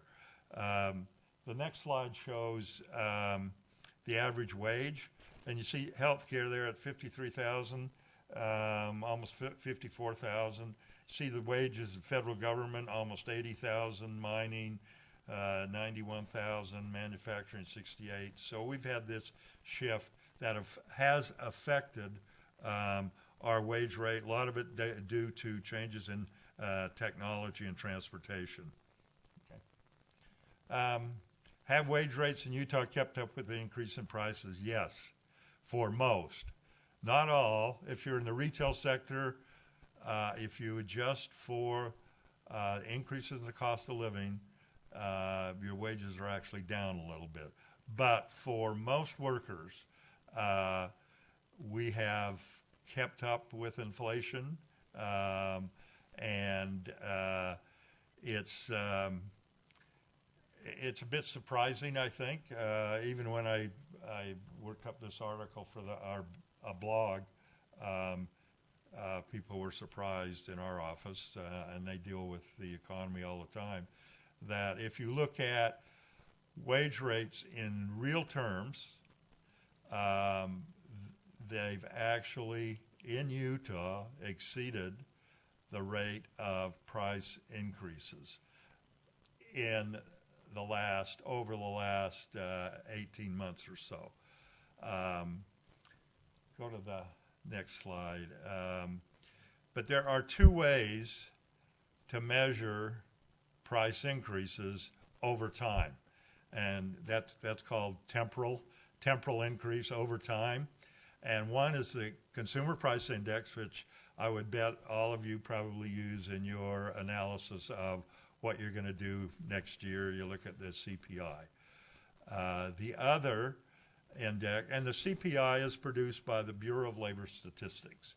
Okay, that's a big federal government agency. The other one is the Personal Consumption Expenditure Index, which is produced by the Bureau of Economic Analysis, which is also, that's not part of the Labor Department, it's part of the Commerce Department. So you've got two different measures from two different agencies. And most times they don't diverge much. When they will diverge is when you get a rapid increase in prices. Okay, and that's this chart shows the rate of increase in prices is measured by both the CPI and the Personal Consumption Expenditure Index. And you can see that the red, which is the personal consumption, that is when we had the run-up in prices beginning in January of 2021, that the rate of increase in prices as measured by the personal consumption expenditure was always less than what we had for the consumer price index. So, you know, this can become controversial. I know it has been, there's been discussions at the national level of how we need to make adjustments to the CPI, because is the CPI overstating the rate of price increases and inflation? The Fed, which in my book really they're the gold standard of the analysis of the the U.S. economy, and they use the Personal Consumption Expenditure Index, and they have. Let's go to the next slide, and then we'll come back to this one.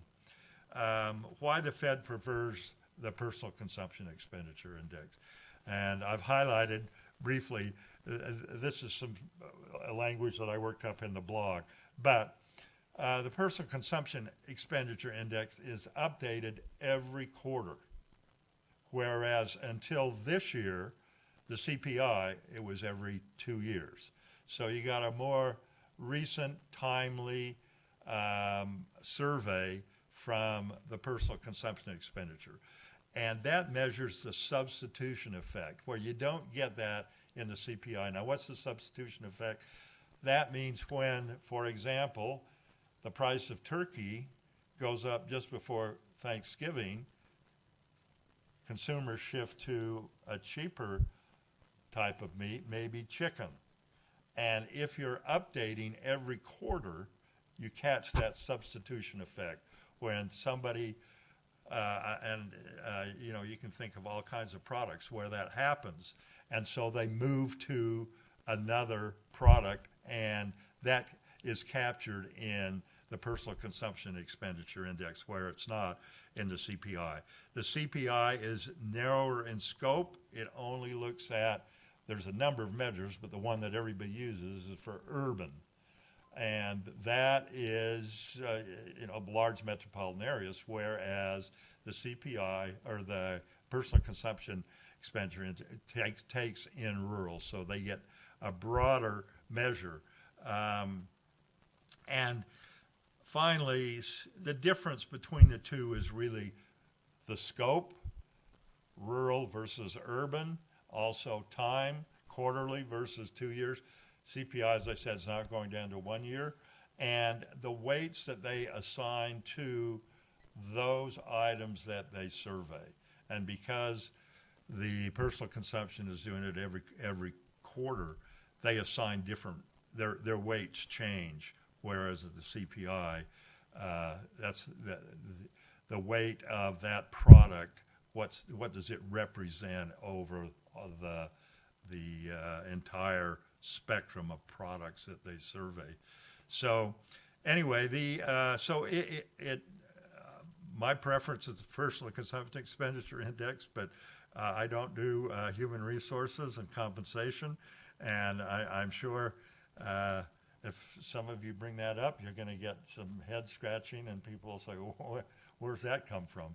It comes from the BEA, which is really a reputable and very good organization, and it's what the Fed uses. But the business community and human resources, I think across both business and public, it's the CPI. So good luck, and if you can make some headway on that. But what it does show, I think, the PCI is a more realistic view of how prices are reacting.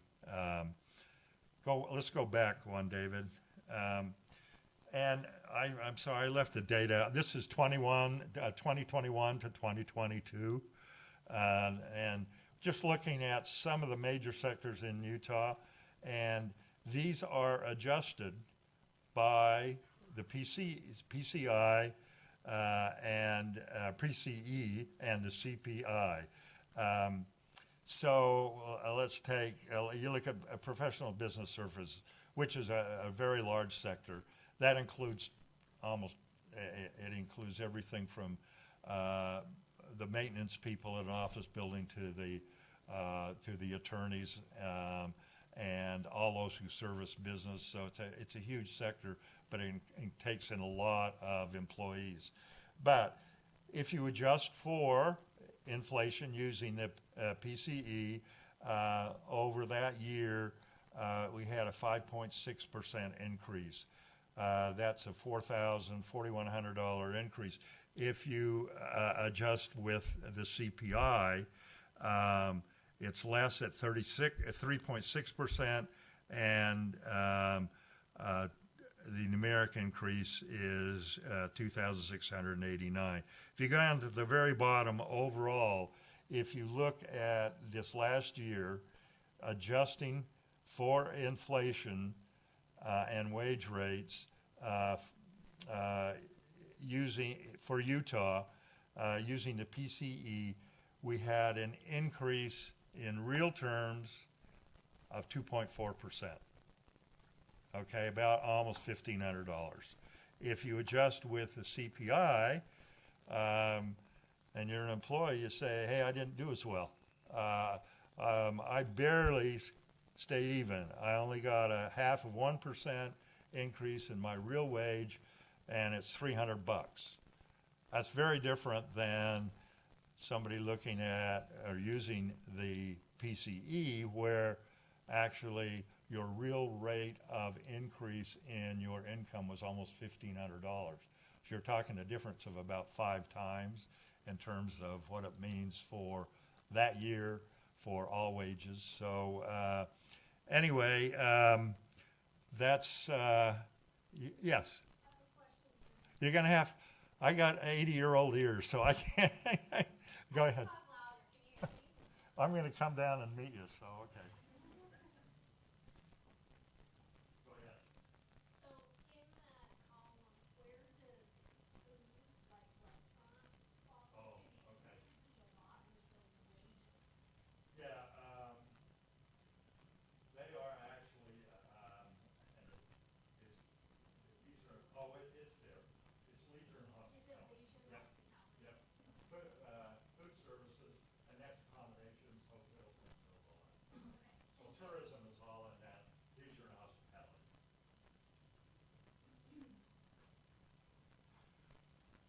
Okay, so, yeah, and that's, you can see retail trade, actually in real terms, they lost, by the CPI calculation, $1,700, which is pretty significant. And retail trade is so important. It's one of the large sectors. It hasn't grown quite as fast, but it's really an important sector to our economy because it's an entry-level sector where people can get in and begin to develop some workforce skills as well as a resume in work. So it's an important sector, but unfortunately it's pretty low pay.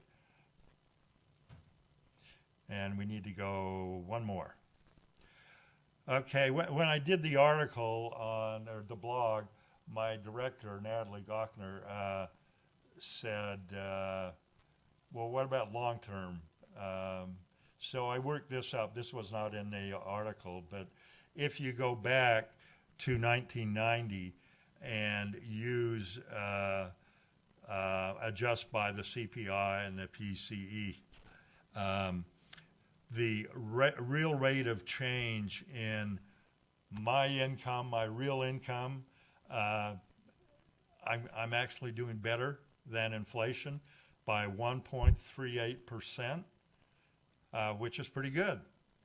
So I'm staying ahead of inflation by almost about 1.5%. And over time, that makes a difference. Whereas if you measure it by the CPI, it's less than 1%. So, you know, if I guess anyway, you can see the difference, and it opens up Pandora's box, maybe, in discussions. But anyway, those are interesting concepts. Both of those concepts, as I said a minute ago, are temporal.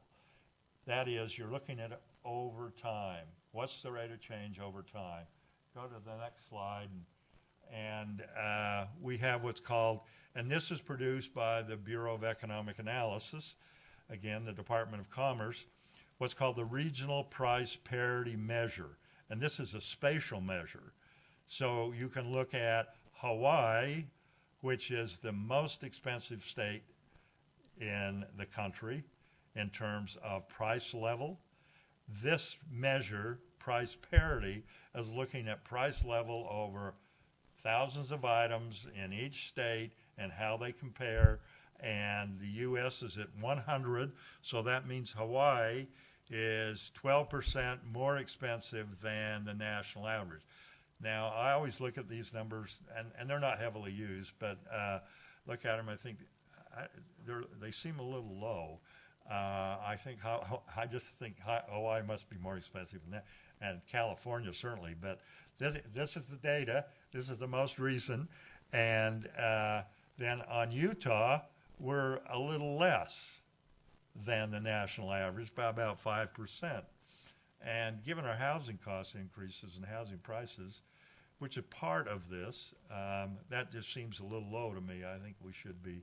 But we do have advantage, and we have pretty reasonable health care. And part of that is because of our demographics and also what I'm saying there is age. Young people don't have as much as older people, so like Florida is going to have a very different composite for their health care than Utah does, and we have relatively low rates of death at ages and illness. We're a pretty healthy group, so that helps hold down medical costs, which are huge, and of course, and then our transportation costs. We have an economist who works on energy. This is just an aside, but I find it kind of interesting that, because we've got these refineries out there in North Salt Lake, and how come our gasoline prices are higher than they are in, say, the Midwest? And according to Tom, our energy expert, who spent 30 years in the industry, living all over the world for Mobil Oil, and he said we just don't have the capacity. It's all about economies of scale. What we have here is so small, and some of our oil is transported to Houston and the Gulf Coast, and their economies. And then he gives me a chart on how many barrels they produce a day in Houston compared to what we've got here, and we say we just don't have the economies of scale where we could get lower price gasoline here. So anyway, because I look at our gasoline prices and they're usually at least I think relative to a lot of states are a little bit higher. But again, Mississippi is at the bottom in terms of prices. But anyway, there's not a lot of people moving to Mississippi to capture those gains. But anyway, that's a spatial way to look at prices. And in Utah, I would say we're close to the national average. But here we're at 27th, so we're pretty much in the middle of the pack. Again. I have a question for you, Jim. Is this statewide average? Yes. So there are pockets of the state that are more urban, Yep. and there are pockets of the state that are more rural. And so this averages that out. Is that correct? Yeah. But you got to remember, Utah is highly concentrated along the Wasatch Front. 80%. We're really an urbanized state. Our rural sector, our rural population is very small, and the economic activity in what we would consider outside the Wasatch Front or even the periphery, it's pretty small. So over 80% of the population lives along the 4 counties, and over about 85% of the economic activity, the 4 counties. And I just finished up a piece of work on the Utah housing market, what we call the state of the state's housing market, and looking at the concentrations of housing development in Utah. There are 5 communities, Saratoga, Springs, Eagle Mountain, Lehigh, Draper, Bluffdale, and South Jordan. Those 6 communities account for almost 1 in 5 homes, single-family homes, that were developed last year. 1 in 5. And then if you look at condos, twin homes, and townhomes, 1 out of 4 are in those 6 cities. So you have this concentration of development in just it's not even a 20-mile stretch. It's about a 15 miles, wouldn't even be that. That's part of the urbanization, and what worries me as I look at that as I drove down, I told David, is there a way to get out of Utah County without going up I-15? Because as I came down, I'm sure you're going to read about it today, over northbound, there was an accident of a huge truck and trailer, and it had jackknifed, and it was clear. It looked like it had blocked all lanes, and traffic was backed up from Pioneer Crossing all the way to Center Street in Orem. I don't know how many miles that is, but it's, and so we're going to get at that. I'm sorry, I'm on a soapbox here, but we've got what's called the Point, which is where the prison was, and we're going to develop that, and the state, bless their heart, the state, they move in just like they did with the inland port, and just like they're doing with the prison. The cities, you exist at the behest of the state, and the state can just, like Salt Lake City, we're going to do the inland port. Well, wait a minute, that's part of our property, and now we're going to develop, and this is what we're going to do. And it's kind of the same with the Point. And the guy who's over the Point, Alan Matheson, who is terrific. I've worked with him, and when he was just appointed, I ran into him at a conference. I said, Alan, I got a suggestion for you on the Point. That 600 acres you got there.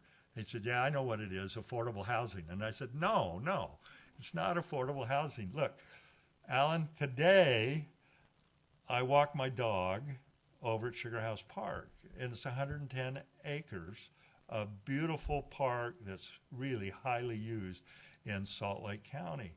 And I said, that was the old site of the prison. That's where I grew up, at 21st East and 21st South. And I said, look, give me a 110-acre park out of that 600. And he said, well, I don't know, we'll see. If you look at the plans, they've got green area, but it's all chopped up.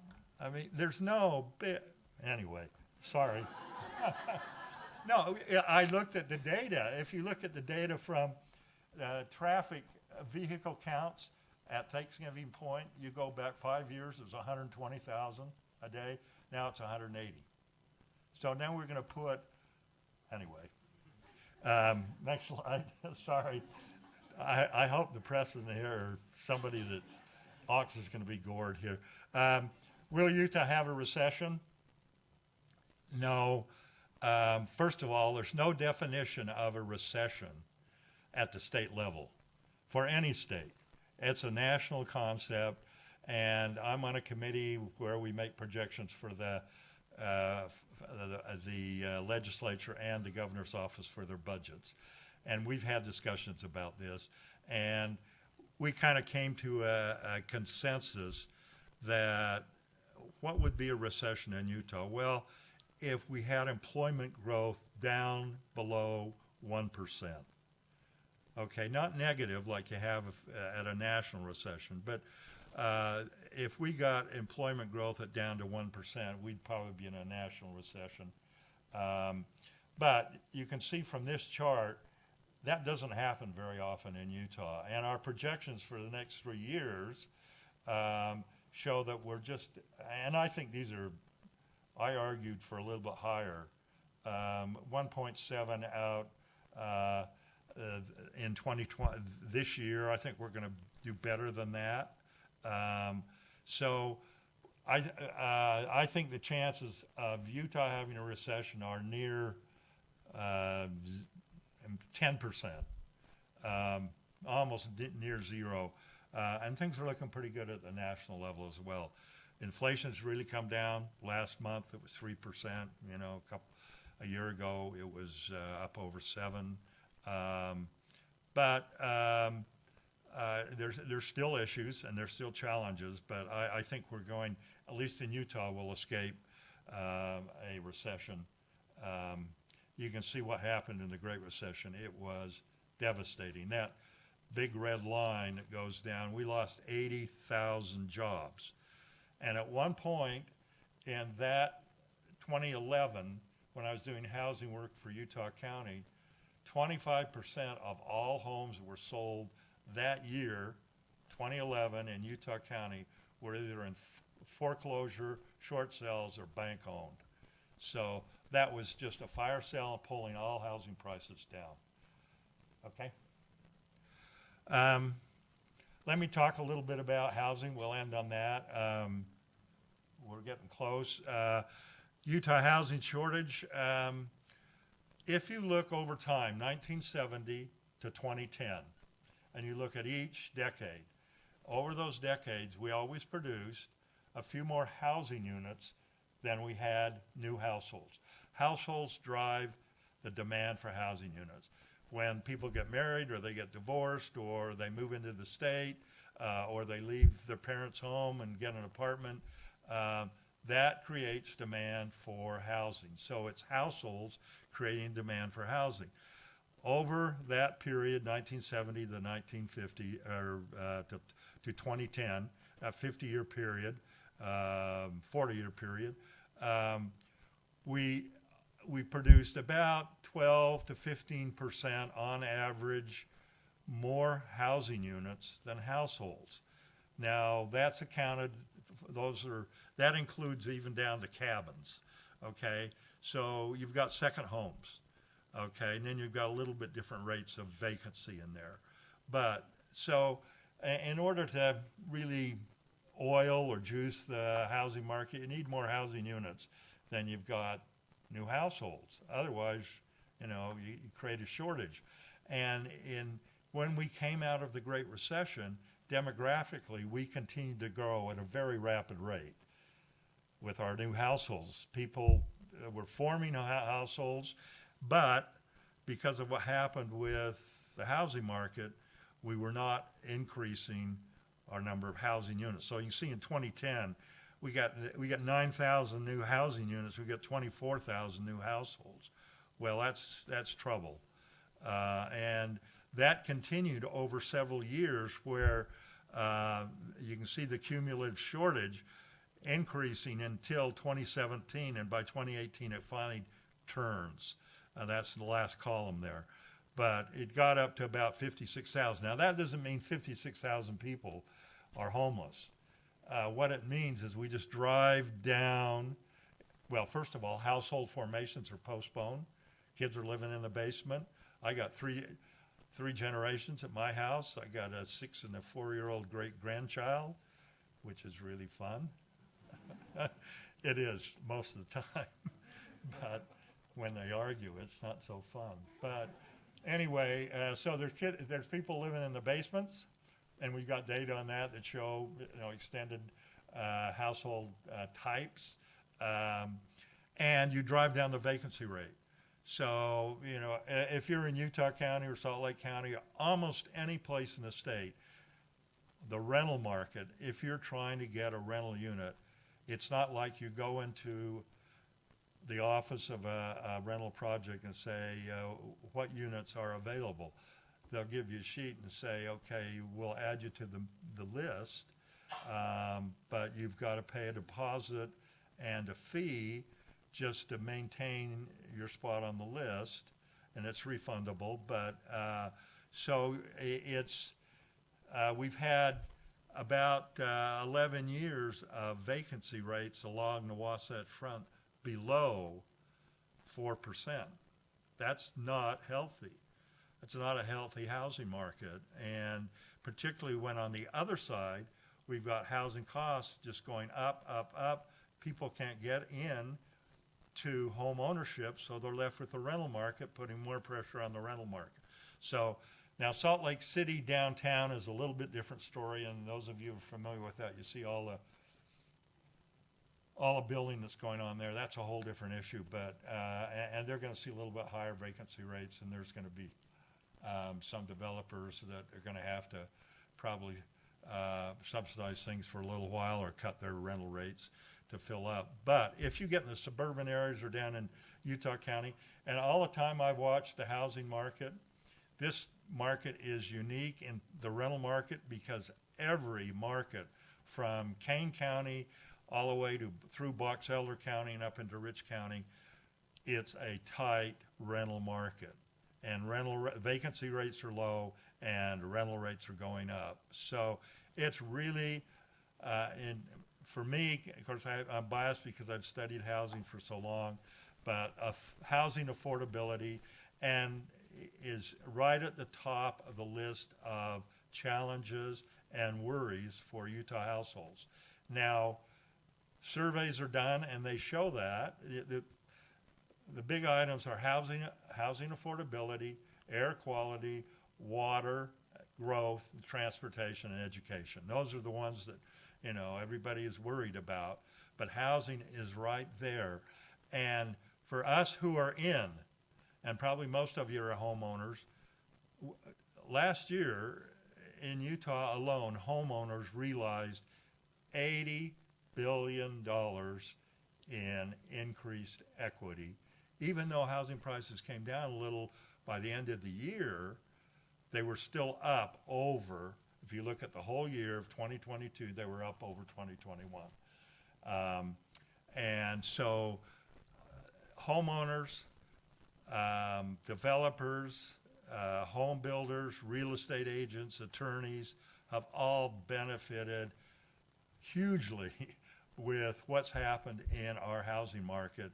This construction residential boom we've had now, that's really, it came to an abrupt end in March of 2022 when the Fed started to raise interest rates.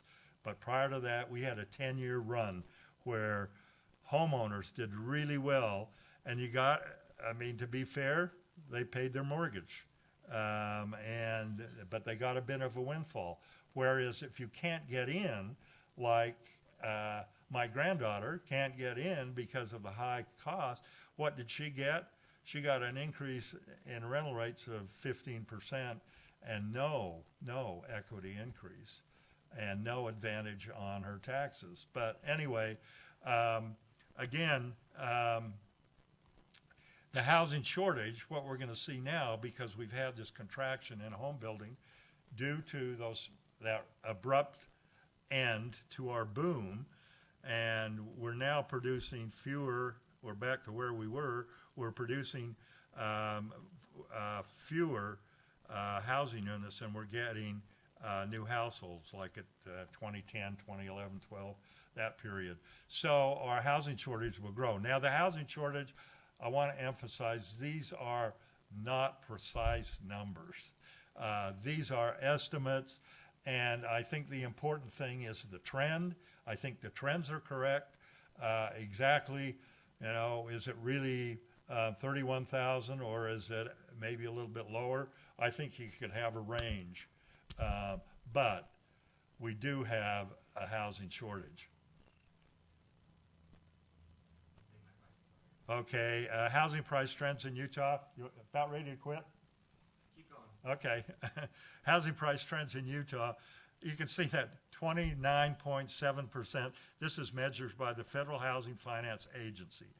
That Idaho was just a little bit above that. But that is not healthy. 29% increase in housing prices. And we're measuring year over quarter data. This is quarterly data year over. And, you know, you can see the housing cycles, price cycles in Utah from this chart. We're the blue. And we really do, we have high rates of housing price growth, and then we do a little bit worse when housing prices moderate. You can see there in the 1990s, and then again after the Great Recession. So we're a little bit stronger on the upside, a little bit weaker on the downside in housing prices in Utah. The minus 4.3% for the first quarter of 2023, we had the lowest rate. I'll go to the next map. You can't see the numbers, I know, but just look at the colors. Utah is minus 4.4%. Nevada is minus 3.6%. Okay, that's measuring the price the first quarter of 2022 versus first quarter of 2023. Okay, 2 states were negative. And, well, I shouldn't say that. The pink or the faded states, they're also. So all of the West, I found this map pretty interesting. All of the West have weaker, and that's where the growth was, of course. But the rest of the country still having price increases in housing. So, but they haven't had a run up. And, you know, you don't want to trade, I don't think, the Wasatch Front for Omaha or some, excuse me if it's anybody from Nebraska. But anyway, go to the next slide. Housing prices by 185 metro areas. Salt Lake ranks 27th. And this is a different source. This is the National Association of Realtors, okay? And they're looking not at the rate of change like the other one was. We're looking here again at the price of the home. And in Salt Lake, it was over 500,000. We ranked 27th out of 185 metro areas. That puts us in the top 15%. So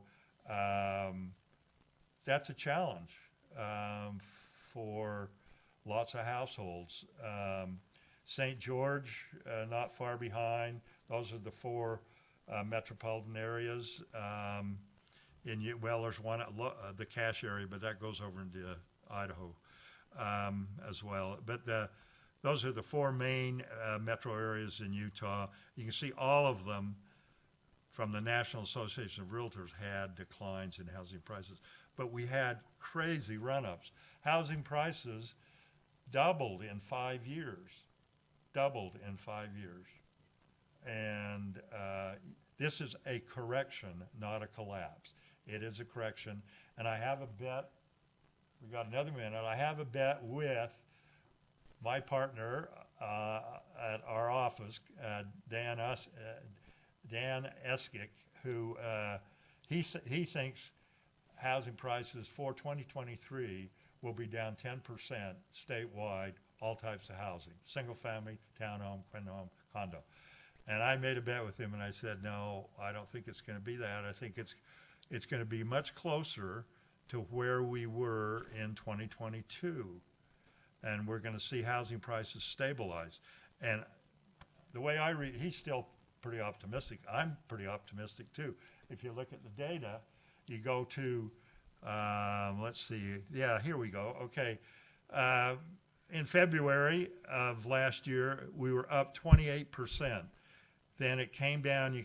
This is just in a matter of just a few months, we go from 28% down to 10% decline, okay? Now in the last 3 months, we've come back, and it's only down 2%. Go to the next. You can see this is it by price, okay? We were at 545 at the peak. We dropped to 460. That's a 16% decline in 8 months. And now we're back to almost 500,000. So I got August to December to bring that, I just got to get that $4.99. If I get it up to $5.10, that would be what I would be within 2%, and I win the bet. So, anyway, I think it's the last. Oh, okay, just 2 more slides, I think. And again, this is affordability, and this is a measure. It's called the median middle, and you're looking at the median sales price of a home, okay, and dividing that by the median household income. So the median household income, right? Well, a few years ago in Utah, the median housing price was 4 times what it was the median household income. Okay, 4 times. So they got $100,000 in income. You got a $400,000 median price home. So it's 4 times. Well, that's considered slightly moving towards unaffordable. With the run-up in prices we had over the last 3 or 4 years, you can see we are now at 6.3%. So what we have is almost a median household income, not quite this high at $100,000, and a median housing price, this is single family, of almost pushing $600,000. Those numbers are rounded, but that's where we are. And so that puts us in the league with Washington State and Oregon. We're well behind California and Massachusetts and some other states, but it's a measure of how unaffordable or the affordability crisis in Utah when you get that short of multiple. So that's, and in my view, again, it's the housing crisis. It's not so much about us homeowners. It's about the next generation and the generation after that. It's about the kids. And we are pricing right now. I got priced out of the Park City market long ago when I was looking for housing. But now kids are priced out of Salt Lake City. We've had 2 people in our office leave because they could not find an affordable home in Salt Lake City and they didn't want to commute. So they moved to Virginia. Richmond, both of them coincidentally moved to Richmond, Virginia, where housing prices are about 2/3 of what they are here. And I've seen pictures of their home and hear the whole analysis about how great it is. So we don't know how many people would like to come back to Utah but won't because of housing prices, or how many people are moving because of housing prices. But it is a huge issue. We'll go to the last slide. Next 12 months, no recession in Utah. Wage increases likely to slow. Housing affordability worsens as we get a shortage and prices begin to tick up again. Mortgage rates remain high, unfortunately. Housing prices, I think, will stabilize in the 3rd and 4th quarter of this year. I hope going forward we have really modest increases in prices. Home building drops by 24% and a modest recovery in 2024. The 22,000 is the lowest rate in about 6 years for home building. And many sectors will see a slowdown, modest slowdown in economic activity and growth over the next 12 months. But anyway, we've run a little bit by. David, thanks for the invite, and I appreciate the time. Thank you.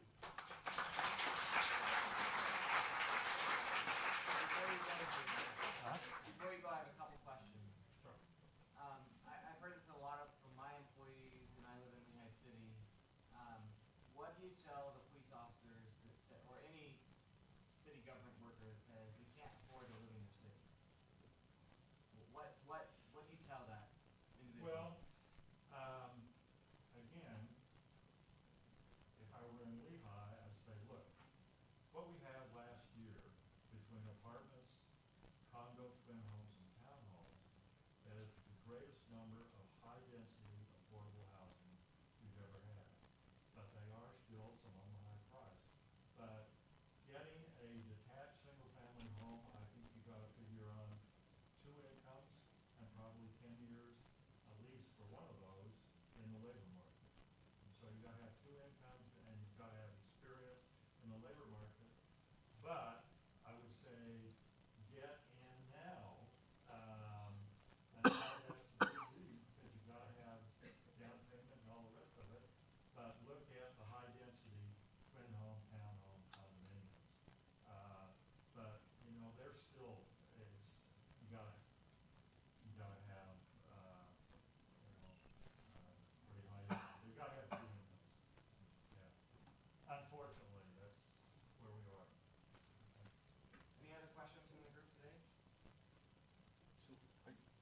guess a question that I have, and I think we're all dealing with that in this area, and it goes back to what David just said.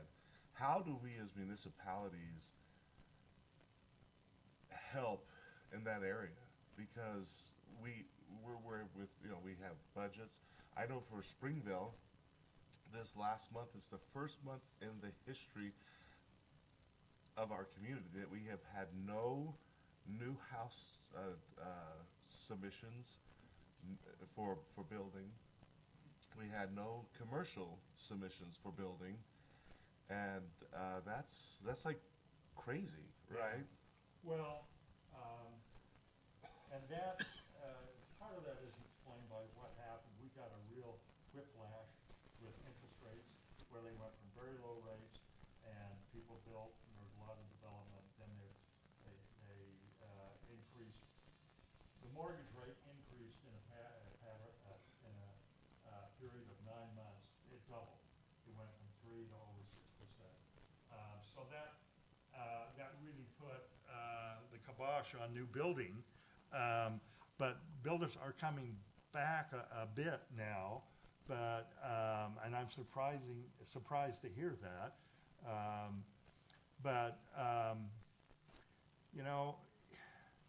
It's finally, in the last 2 or 3 years, this issue has gotten the attention of the state government.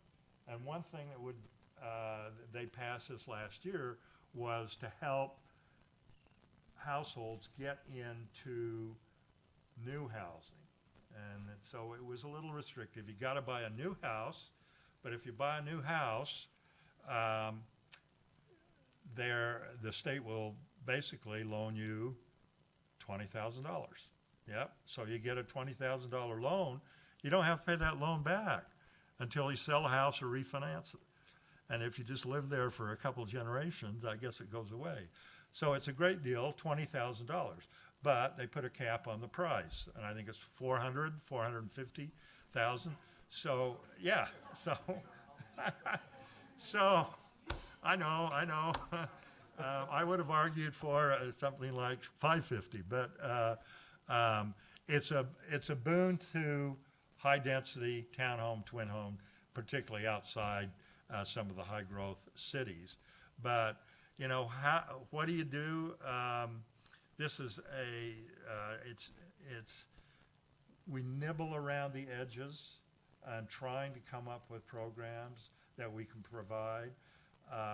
And then all of a sudden, you get a tsunami from federal policy, whether it happens to be very low interest rates because of a pandemic and fear that we're going to go into the worst depression since the 30s. So they lower interest rates, and you get the reaction to that. And now we're living with the inflation caused by that, and so they raise interest rates. So you have these small programs that cities, counties, and the state adopts to try and help on the housing issues. And this is in Utah. It's just been the last 3 or 4 years that we've done that. And so we're really at the front end of that.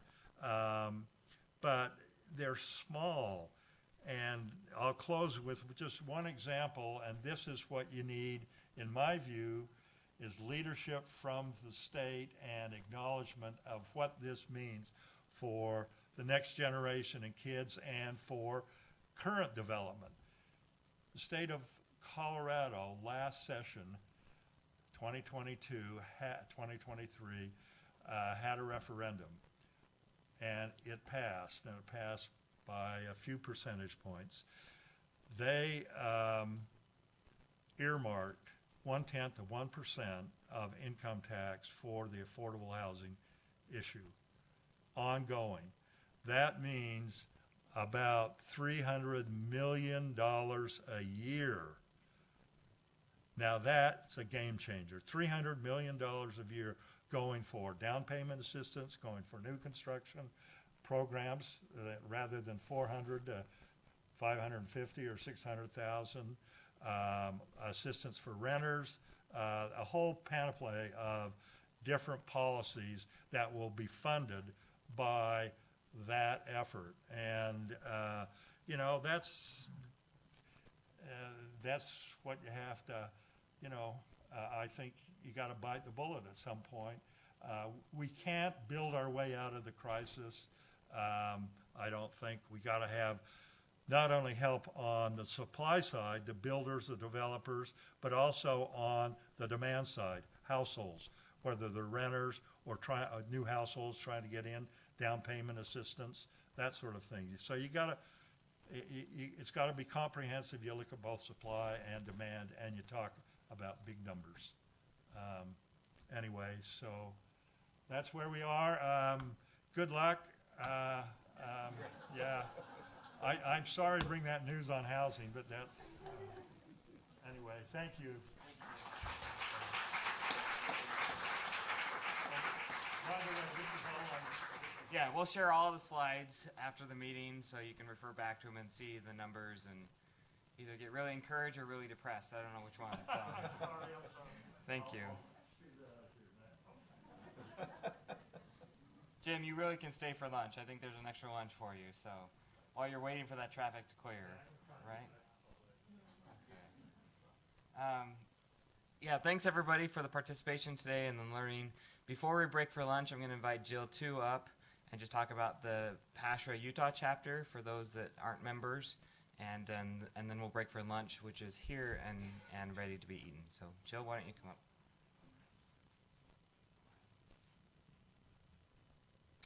So excited to see everybody. This is a great, big, huge group, which makes me very excited.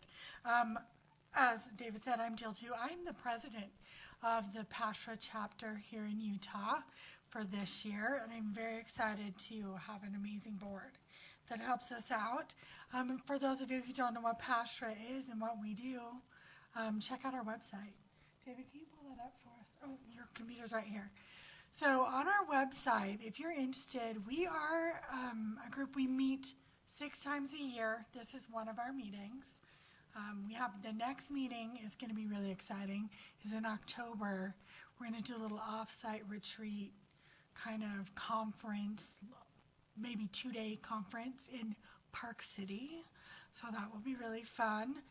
But if you would like to be involved, we have great speakers. We have these meetings. We bring people in that talk to us about the issues that are most important to public sector. And if you go to our website, you can click on that little button that says Join Us, and it will allow you to sign up to be a member. It's $125 for an individual membership, or if you happen to be a student, it'd be $50 for that membership. We are looking at doing some memberships with entities. We're talking about changing that so that if your entire department wants to come be a member, we're going to have that option nailed down hopefully very soon. So we would encourage you to come be part. We need your input. We need your talents and your experience to help all of us maneuver all of this stuff that's happening to us, right? We have a very unique sector here in public sector, which is very different. And so as we share information with each other, we can overcome some of those challenges, I believe. So plus you get to do a couple things. There's a lot of professional development in coming to our meetings. You get to network. There's lots of cool people here. I hope you get a chance to meet somebody new today. You can also post jobs on our website. Your first job is free, and then after that, as I recall, it's 125 something. Can't remember, but it's a good, cheap deal if you want to put that out there. We also have a Western region and a national. We're part of a national group, right? So there's webinars and professional development, certifications, all different kinds of things for you as an individual, but also to talk with other public sector people. There's forums you can get involved in, both on our website. We have a forum. David's going to talk to us a little bit about that. And then the National Forum and the Western Region Forum. There's lots of ways to get answers and information for all the things that are challenging you and your entities. So I would encourage you to come join the chapter. We're very excited and thankful today for GBS. who is I'm looking sponsoring. around the room to see if the sponsor is Did here. did he come? I don't see him. Okay. Well, GBS is sponsoring our lunch today, and if we see him, we'll allow him a little bit of time in the mic too. But does anybody have any questions about being part of the chapter? We'd love to have you as members. If you have questions, please let myself, David, anybody who's on the board, will you stand up real quick? Anybody who's currently on the board? Jenica's here, Emily's here. Okay. All these folks can answer questions too. So if you're interested, let us know. Okay, awesome. Okay? Thank you, Joe. No, but I will. I was hoping we're having. It says online October 25th through the 27th. Yeah, but I hear it may change. That's what I I think it depends on the venue and what facility we can get and everything. So, but October, that's what we're strongly looking at. The question for Caleb: how many current chapter members? We have, I think, just under 100 current chapter members from across the state. So, from Logan to Moab to St. George, Washington. So we're a statewide chapter, and so we try to do a mix of in-person and virtual events for that reason. So, yep. Any other questions about the chapter? Okay. I do want to clarify that there are two different levels. So the Utah chapter is an affiliate of the National Pasture Organization. The national membership is separate from the Utah chapter membership, and so to get access to the national features, which includes a larger forum of thousands of people from across the country, and that's a daily bulletin.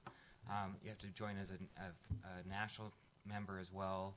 The national website is pashra.org, pshra.org. There's a lot of good information. They do webinars as well. So really good organization. I guess for me, the benefit for me is just connecting with people that are doing the same job, right? You can copy and paste, and that's not only accepted, it's celebrated. So get the most use out of your money there. So anyways, with that, we'll break for lunch. I believe it's right over here. And then there are tables just behind the room. There's another short hallway off to the right where there are tables for lunch. So, and we'll join back up, I believe, about 12:30 in here. Okay?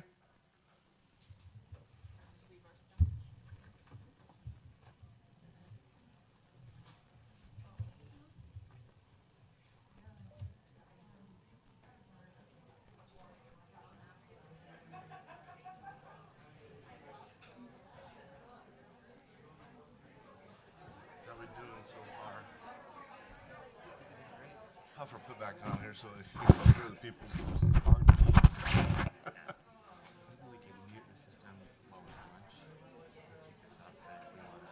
Yeah, so the phone is muted, so you're not hearing anything with that. Okay. These mics are still on, but it's just these ones up here. Perfect.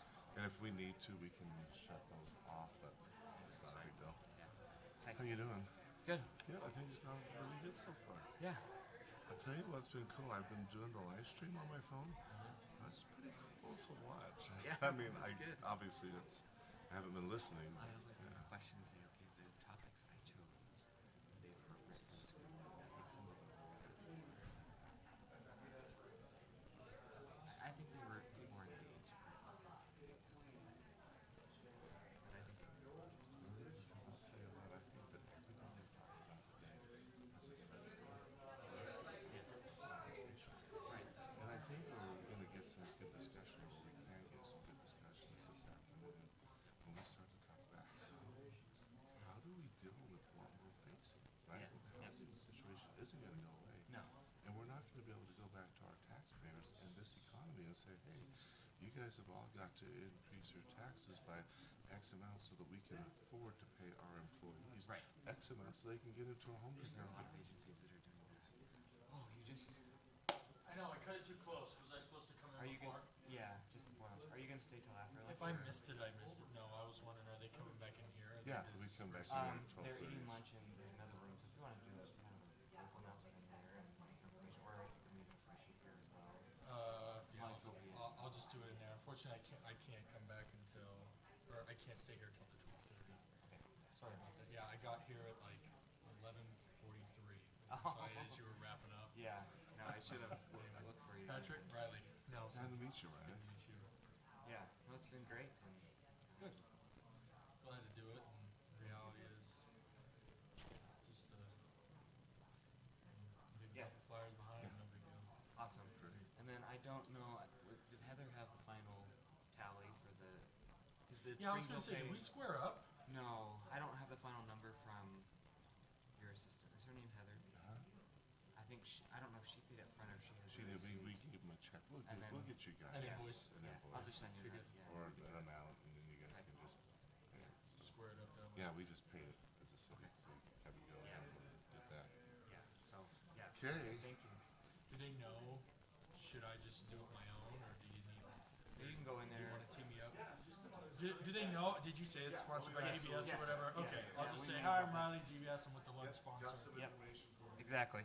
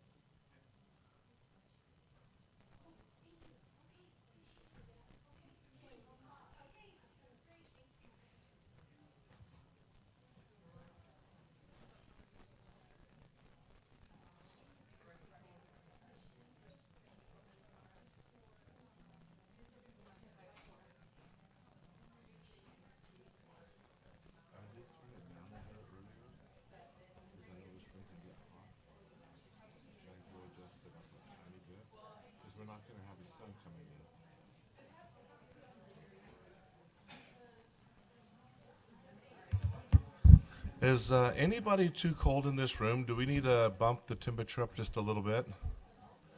Because we're not going to have the morning sun coming in, which does help heat. I just am curious. We good? Bump it up a degree or two? A little bit? Okay. I did have to go outside and sit in the sun. Did you have to go out? I thought you were doing that.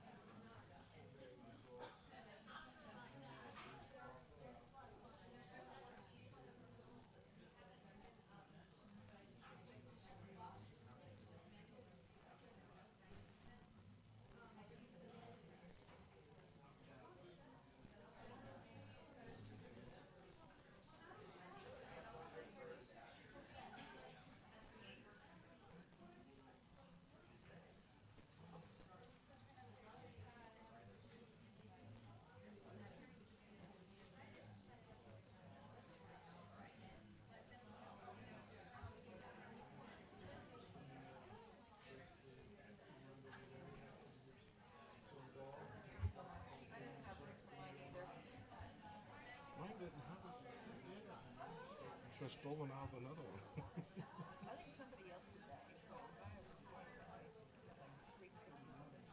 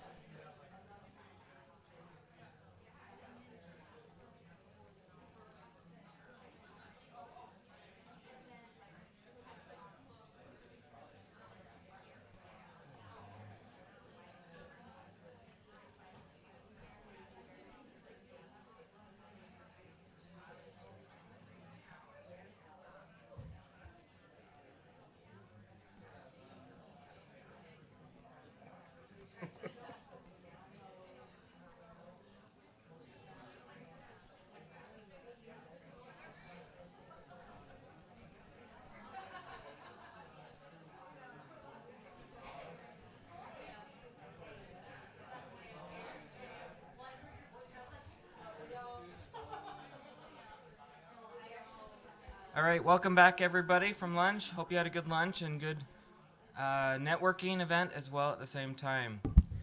So this afternoon, we're going to take a shift in the agenda. We're going to focus more on TechNet and compensation survey system. So with that, I'm going to turn some time over to Mike Swallow here.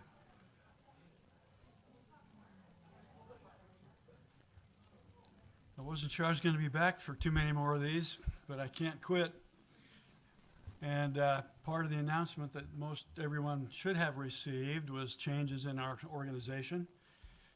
David is now a part owner of TechNet, and with his new blood and youth, Ken and I think we can last another who knows how long. And but I tell my wife I'm going to work until I can't, and then I'm going to die in a hurry. So we'll just go with that. You received an email here recently with a survey from David asking you to chip in your thoughts, frustrations that you might have been having with TechNet over the years, things that you would wish it would do, things that we've thought it did and maybe didn't do as well as you would like it to. And so there are changes coming, and David will explain some of those. We're heavily engaged with our other party partner, our technology guy, rewriting features that will enhance the ability to load data, to update data. We thought we had a pretty good approach allowing us to just by email, you tell us what you did. We did a 3% here, a 4% there, and overnight we update that for you. So if you've lost track of that feature and the ability to manage your data, let us get back in the game with you to do that.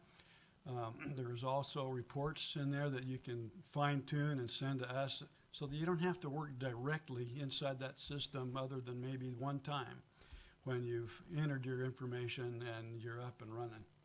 So if it's not working easy for you, let us know, because I think we can fix it. David, let you take over with that survey, and we'll also hit the spot where you have ideas, recommendations for new jobs, and that's an annual exercise. We want to update the benchmarks. One of the comments that did come in is that some of those benchmark descriptions seem to be a little bit out of date, and I would expect that to be true. I've been in there, a lot of them have been in there since 2002. And so if you spot one that you believe needs refreshing, go ahead and send us some content that we can entertain and then migrate that in and make it read more up to date with what your jobs are like, what minimum qualifications might need to be reflected that haven't been, changes in credentialing that might have been altered over the last few years, and things of that nature. So we're ready to rock and roll. Okay.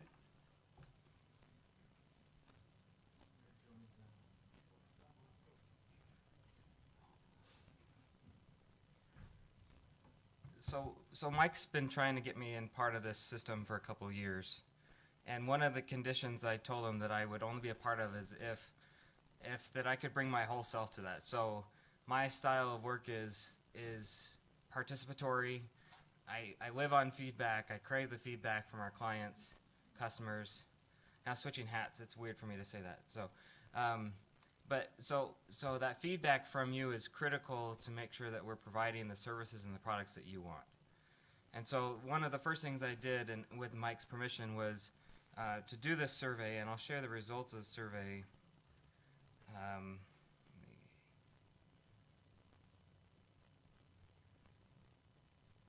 So we just sent it out about a week ago. We have 52 responses. And we really wanted to know what you like about it, what we can fix, as Mike already said. And so the first thing that we found, or the question is, what features do you like about the system? And in a word cloud format, this was an open-ended question, you really like the data, right? You like comparisons, you like the compensation data, which makes sense. We kind of know that about the system. And so, but there's also words in here like local, access, advanced, Excel. So the system can do a lot, but there's I think a lot of you that don't know about some of the hidden features that we'll get to.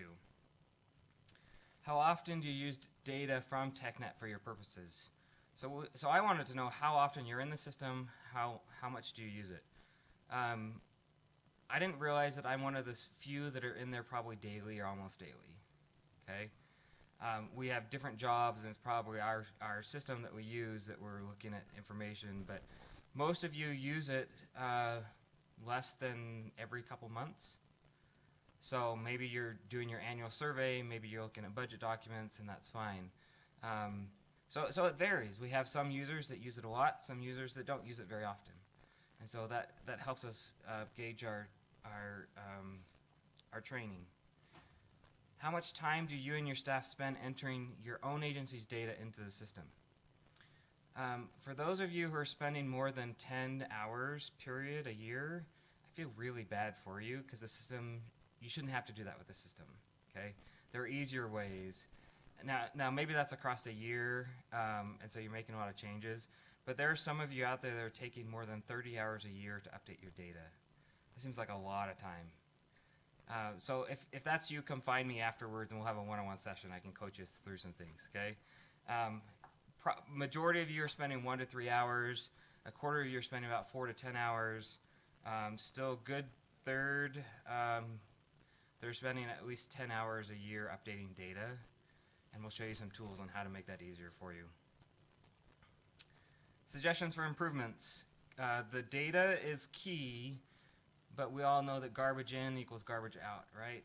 Or age data or data that doesn't update is not valid anymore. And so that was another part of my agreement with Mike, is we've got to find a better way to keep that data updated and accurate, because if it's not accurate, it's not useful. And so we'll share some of those ideas. There's questions for more benchmarks, fewer benchmarks, different benchmarks. So that's an ongoing issue. Reminders to update data. We don't like to be the hounds that are reminding you, please update this, please update this, please update this. But by the emails that I'm seeing sometimes, some of you do need to spend a little bit more time updating data, or letting us know how we can make that easier for you. If that's training, if that's one-on-one consultations, like we're here to help make that better. There's been some requests for file imports to take your information and just import it into the system. It can do that already, but we're looking on enhanced tools, easier navigation, updated job descriptions, more median data. So some of you want, some of the reports are aggregated by averages, and some of you value median data more than mathematical means. And so we heard that. Many of you want more training on how to use the system, and even the idea of a document storage, so you could upload compensation plans, pay schedules, even job descriptions. So those are the asks. Yeah. So that's the survey feedback that we have so far, but we're always willing to hear more. So if you have more feedback, I'll try to resend out that survey link that we can get that. But at any time, if you have suggestions or questions, please don't hesitate to ask Mike or me or any of the other partners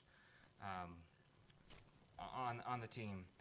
With that, so I wanted to read a little bit of an update from our programmer, and we are currently in testing phase for a file upload feature. Let me read you what that means. Let's see.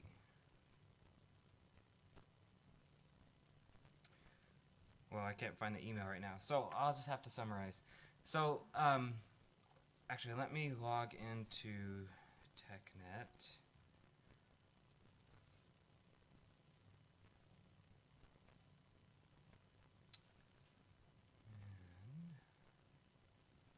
And let me get my window straight. But the question was, how do we, or what is the current system capable of, and then how do we use that? And so I'm gonna, okay, here we go.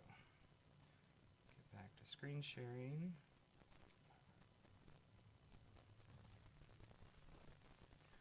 So this is the login screen for TechNet, and I'm gonna log in under Lehigh City. But there are file upload documentations. If you scroll down to the bottom of the page, there's a link that's called documentation. Is anybody not aware of that documentation link? Okay. What this is a data upload template in Excel file. So with the instructions here,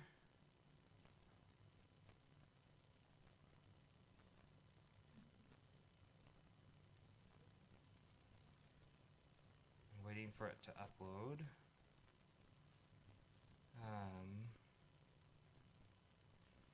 These are a column-based, oh, let me share a different screen, okay.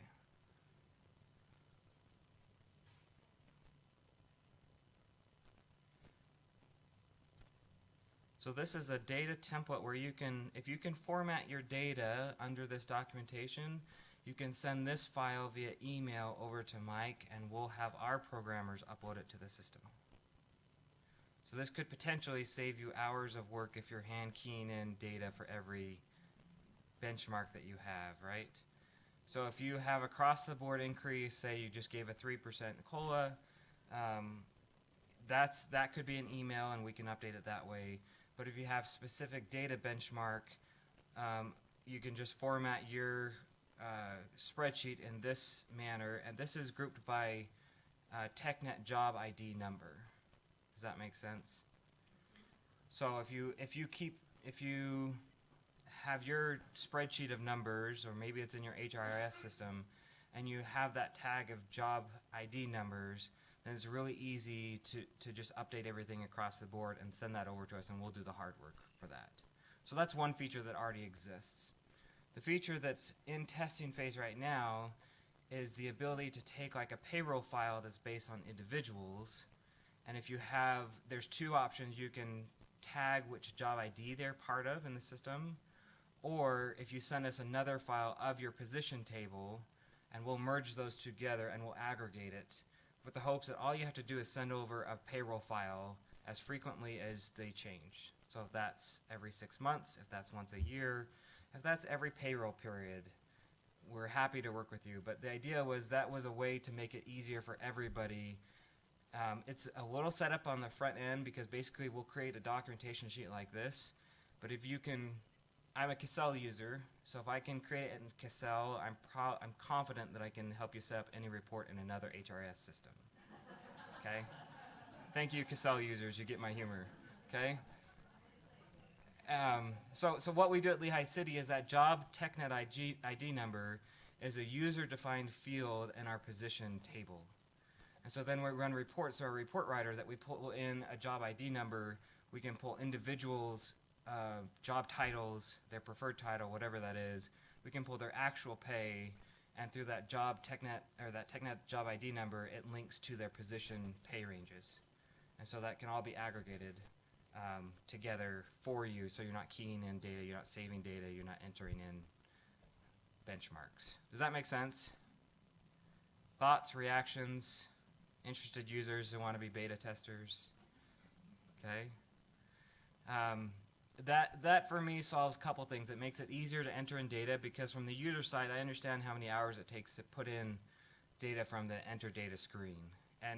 And that leads to some errors, whether we're fat fingering data or extra digits or whatever, right? We're human, it happens. I think it will also lead to accurate data and more up-to-date data. And so if we can feed that from system to system, then that will help the whole system be more useful for everybody. Okay? So we're in testing phase for that right now, early testing. We're working with our programmers. It's the highest priority that the programmers have. He also wants to do a website redesign, so refresh the look and feel of it all, but we asked him actually to work on the data feed first before the look and feel update. So that is on its way. It will be a little bit longer. I don't have a firm timeline for you, but as far as priorities go, it's next on the list. So hopefully that settles a lot of fears or concerns that the system, we're trying to guide the system to be still accurate, still up to date.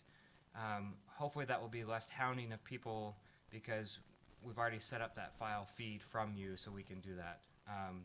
Early stages, it will be a file feed by email.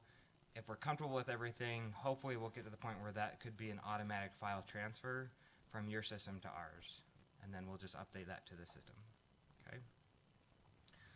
So that's the first thing we wanted to cover. As far as the system itself, there's other questions. There's a question about having to save. Correct me if I'm wrong, Mike, but this page, if you're on this page, or timing out, if you hit enter on this page, it saves the data. Is that correct? Should be a save link on every page, typically at the bottom of the screen, but what isn't commonly done is that just striking the enter key on the keyboard will save it instantly. So you can save on the fly anytime and not worry about entering something and losing it. But as far as timing it out goes, on this data entry screen, you have to go somewhere, you get a call, if you go to this screen, it will not time out. It won't shut down on you. Every other screen in the system will time out after about 20 minutes if not active. And log you out of the system in those 20 minutes. So. Are you saying not to entity, if you've entered numbers on any of these fields along the way, you hit that entity and it'll save it right on the spot. But I think to your point, enter, does it refresh the page as well? It does. So if you have a big long list like this, and you 2/3 of the way down, you hit enter, it's going to scroll back up to the top. So just be aware of that. Yeah. But it will post the last update instant as well. So if you're watching your columns of information on the far right, last update is good. That might be a help if you refresh the whole thing and you're watching the spot. Okay. Other things that we'll cover just real quick, updating your contact information. So there was a list of, so a couple weeks ago I took all the users from Utah, just an entity report of all Utah entities, and copied the contact information. Does everybody know how to do that? So if you have an entity group, and let's see. So if you edit that entity group, you can add anybody, and then at the bottom of this, you get email addresses for all the contacts that are for those entities, right here, right? The question we got back is, well, some of these are out of date, some of these emails bounce back because staffing changes. What we try to do is update that, but it links to this contact. So Derek, you're with West Jordan, but if you were to go to another city, then your entity would need to update that information. If you know of some changes, let us know. We can also do that, but that's where that contact information goes to. In a little bit, we'll also talk about forums and email threads and long email threads and reply alls in a minute, but this is an easy way to contact everybody that you have built into that entity group. Okay? Show that block of emails at the very bottom. This, I see it on my screen. This screen is catching up to the bottom, so it's scrolling down still. Keep going. I think I can. Right? By the way, that's Zoom, not us. Yeah. Okay, so there's the email box at the bottom. So you can copy and paste that into your to or CC or even BCC field that you can blind copy everybody, right? Okay. See entity matches. There were questions of, okay, I'd like to see what entities match my job, right? If I have a power department in my city, but not all cities have that, how can I match those real quick? And so, Mike, remind us how to do that. In the entity group, you'll notice to the far left, it says job matches. So on every entity row, you click any one of those, and it will reveal to you every benchmark matched by that entity. And so you can see the global picture place by place through that. And that's not a report, but if you wanted to mingle that with another snapshot from another entity, if you did a control-all copy, paste that into a spreadsheet and line and do the same for your entity, you can then compare what you've matched with what they've matched, if that's one of your missions, one of your areas of interest. And I did learn today that that's a South Jordan interest. They want to do that today. Awesome. Okay. So that's the entity job list. The other question I have sometimes is I wish I could pull data out of this and do my own analysis. That's possible. All of you know about Excel data downloads reports, right? Yes? No? Okay. No? Okay. So I'm going to scroll back up. So under the reports menu, the advanced comparison detailed report is the web version, but the Excel data downloads spits it out into Excel. So take your entity group, and I'm going to use comparable cities. Let's do. Sorry, David, did you create your own entity groups for your specific city? Yes. Okay. Yeah, I would highly recommend that. So the more common cities you're comparing to, create that as an entity group because that will save you the filtering. Yep. That's the big distinction between full mode and league mode, the two operating environments. And so you get the what if unlimited in full mode in the area that David is working in. But as the league is statewide, there is that other area state instantly in one look. And so I think that most everybody gets the best mileage anyway out of full mode. But Yeah. know that it's out there. You have a couple of different ways to maximize the resource. So if I pick, let's just do building inspectors full-time, and I click done, then it generates a report and spits out the Excel file. And then with some Excel skills, you can analyze, you can manipulate the data however you want to in Excel. Tighten up in the top corner where you need to open that. There we go. Whatever. Okay. So you can highlight everything, you can apply a filter to everything. What you don't get is statistics in here, like you get in the advanced comparison, you don't get all the analytics, Right. the averages, deviations, and stuff like that. But what you can do is then using a pivot table and using the data that you just downloaded, right?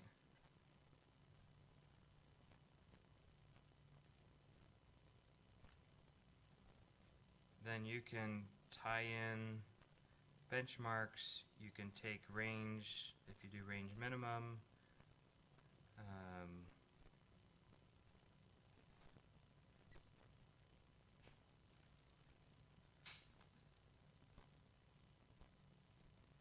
you can change that so you can take the average.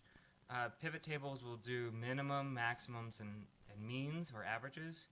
There's a trick about medians that I learned. So then this is the average of the range minimum for all those benchmarks that we just have on the other page. So within minutes, you can summarize your data with Excel skills rather than hand keying everything again after you see it on the web version. Does that make sense? Okay. Yes. So when you download that report out of TechNet, they actually have a field for median. So you don't even need to calculate it off of this one. But like in our case, when we download our data from our HRIS to upload it to TechNet, Right. we have to do that weird calculation to pull the median in. Right. But for anyone who's worried about that with this report, you can always just pull it in like Yeah, you have your actual median. I guess I said that because some entities want not just the average of the actual pay, they want the median of the actual pay, which is not reported as a group, right? It's reported for each entity, but it's not reported per benchmark. Let me go to a different view and I'll show you real quick. So I'm going to do the same report with this advanced, this view of it.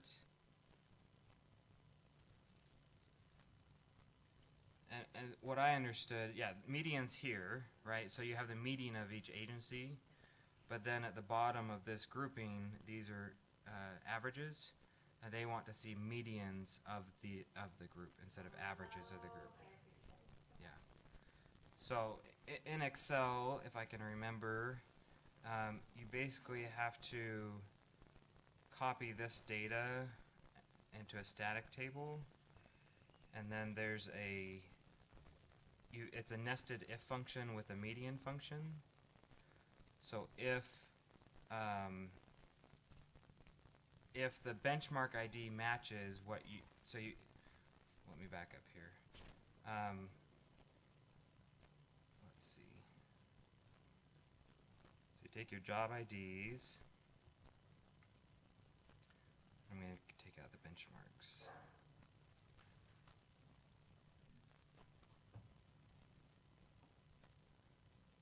So you say if, and then a median. You're really putting me on the spot right now. I'm putting myself on the spot, actually. I Googled this, and that's where I found it, and I can't remember it. But basically, if this number matches, and you pull it back to this main table, if it matches the line of data, then it summarizes whichever column that you want it to. So that it becomes a median of those functions by benchmark. So when I remember that, I'll send out that documentation if that's easy. So that's Excel data download. So then you can you can clear out data, you can sort, you can average, you can do anything of the statistical analysis you can do in Excel once you have this format of data. So, yeah. Okay. What else do you want to cover, Mike? Trying to think of those comments that came back, maybe along the same lines here. The updating file, the My Benchmarks download, right next door to that one that we just pulled up. So in the same report, there is a My Benchmarks download that it pulls basically your benchmark data, and then you can use that to compare with the updates, right? That's your update instrument, so any of the changes that you made in here, you make them on that, and send us that file, we load it. So that, find that to be a pretty speedy exercise option. So this is a job, this is that report where it's by job ID or benchmark, and then if you can update this, then we send it over and we can update it for you in the system. Yep. Okay. Tell my old brain to check out at the moment. I'm going to open it to the audience. What questions do you have? Have you thought about putting like a knowledge base inside this website with everything like we just talked about? Like with questions, like FAQs, and maybe some videos explaining. I'm not an Excel wizard, so Yeah. it'd be nice to have some of that in a knowledge base. For sure. By keyword. Yeah, I think that's something that we'll do more of, whether Mike assigns it to me or something else. I don't know yet, but more documentation as far as, okay, how to use the tools. I'd even like to do maybe a quarterly newsletter or a check-in to say, okay, these are some recent tips and tricks or some trend lines we're seeing, just to remind you that we're still here, right? And so, yeah, we're happy to provide tips and tricks. Maybe there's Excel tips and tricks there, or functions or technical stuff that we can keep you updated on. Yeah, good suggestion. Other thoughts? Yes.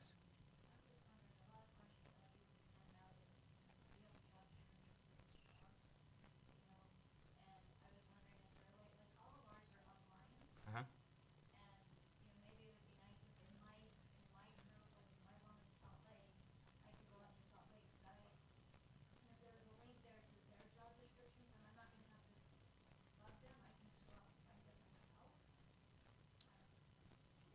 Is that an entity profile? Go to the profile page. You have a spot there where everybody is invited to share those web links to different elements in their HR system. So your job descriptions, you can run a report and get all of those links for all the localities if they would do that. So unfortunately, once people get down to that midpoint in that profile, the rest of that page disappears off their radar. So just a reminder, it's there. So when you're doing your updates, not only your salary data, make sure and update your entity profile data, just to take a look at that, as well as your benefits profiles, if those have changed, because those affect total compensation values as well, right? Part of this image here, you'll see everybody at your entity that has a login credential is listed at the top. So if you've had migration out of the organization and now somebody shows up here that is gone, we need to know that so that we can remove them and not have the clutter out there that you've been running into in some cases.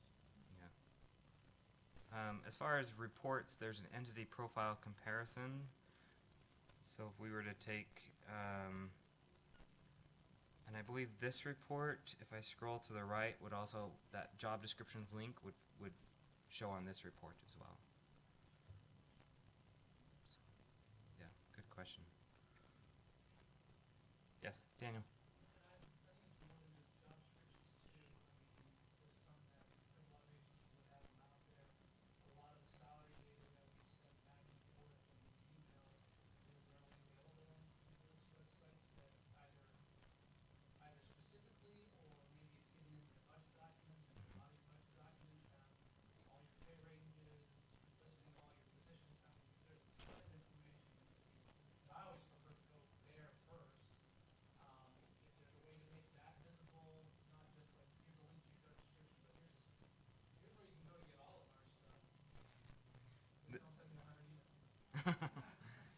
So there's a spot for pay plans, or a link there if you have one, or a link online.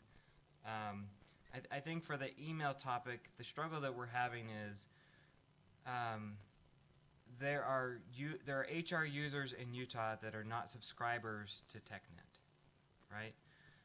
So there's two different communities. There's kind of the TechNet community, and there's the Pasture Utah community. A lot of them are the same, but some of them are unique. And so the people that we want to get a hold of, we either have to convert to join those two groups and get everybody a member of, or have some kind of listserv service. I know UCMA, the City Managers Association, has a listserv that they update. I'm really curious how they run theirs, because that might be a more efficient way. I actually prefer emails because I read a lot of emails, and it's easy just to reply from an email chain rather than log into a system to reply there. But that's, I guess I'll show that right now. On the Pasture Utah site, we have the forum, but I believe the forum is only available for members, subscribing members. So if you're not a member, you would be excluded from seeing that message and responding to that message. So we just need everybody to join the chapter, and then we'll be fine, right? Yeah. Sure. Recommendation is someone, I believe TechNet has the 3-year subscription. Why not make it an automatic subscription to Cashflow? Or maybe the two combined. Yeah, we'll have to think about that. Elena?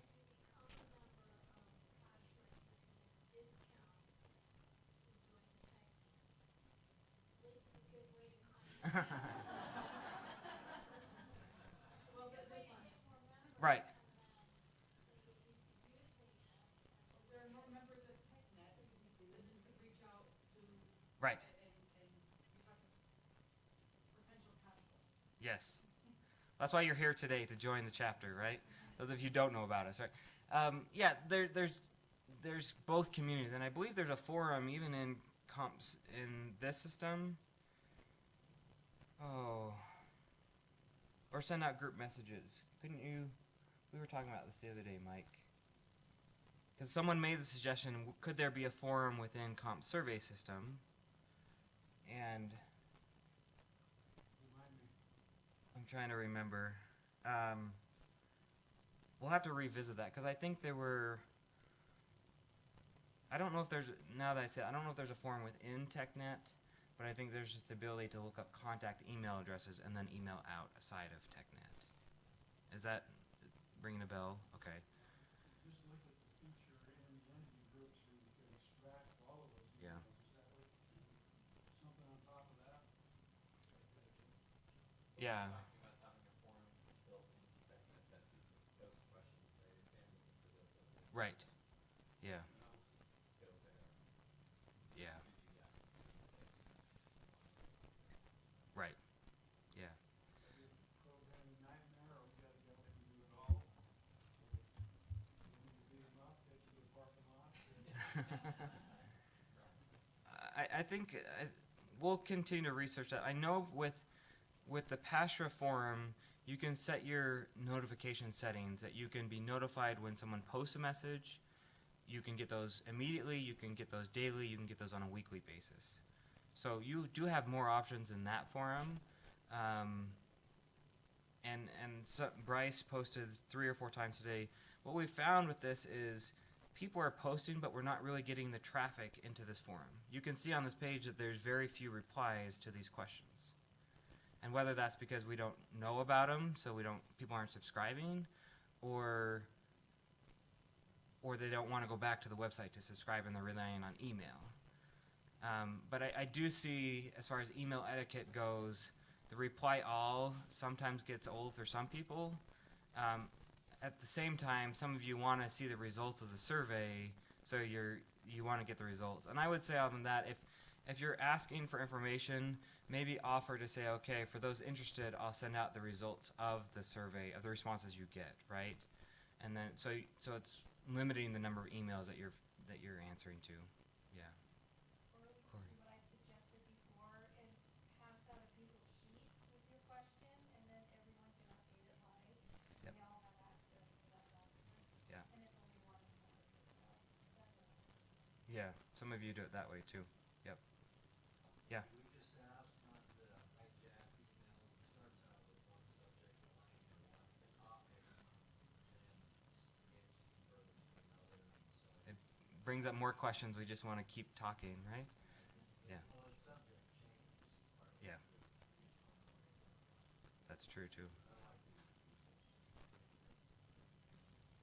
Yeah. Yep. Okay. Other thoughts, questions about emails, sharing information? You're welcome. If you see some data in TechNet that you don't think is accurate, you're welcome to contact that entity directly and say, this number can't be right. They're not making $1 million per year, right? And that's just a nudge to say maybe they just, typed in an error or whatever. That will help keep the data accurate as well. So you're welcome to do that. Yeah. Is there anything that can be done about the, like minimum qualifications for a job? Where the job descriptions, there are times when I don't know if everything's being matched up according to minimum qualifications. So if we have a job where we require 4 years, and yet we find other people are matching to it because it's generally the same job, but their minimum qualifications are different, there's no way to be able to say, sometimes when I'm replying to an email, I may say, well, your job description requires 4, this is what we only require 2. So they can then make the decision, how do I do this? Right. But that's sometimes when we see data that seems a little off, I've gone and looked for job descriptions, and I've seen, oh, well, it's different minimum qualifications than what has been there. Yeah. On the salaries details page, I believe there's a indicator, this comparability indicator that you can do equals, less than, or greater than if you believe your job is less than or equal to than the benchmark job.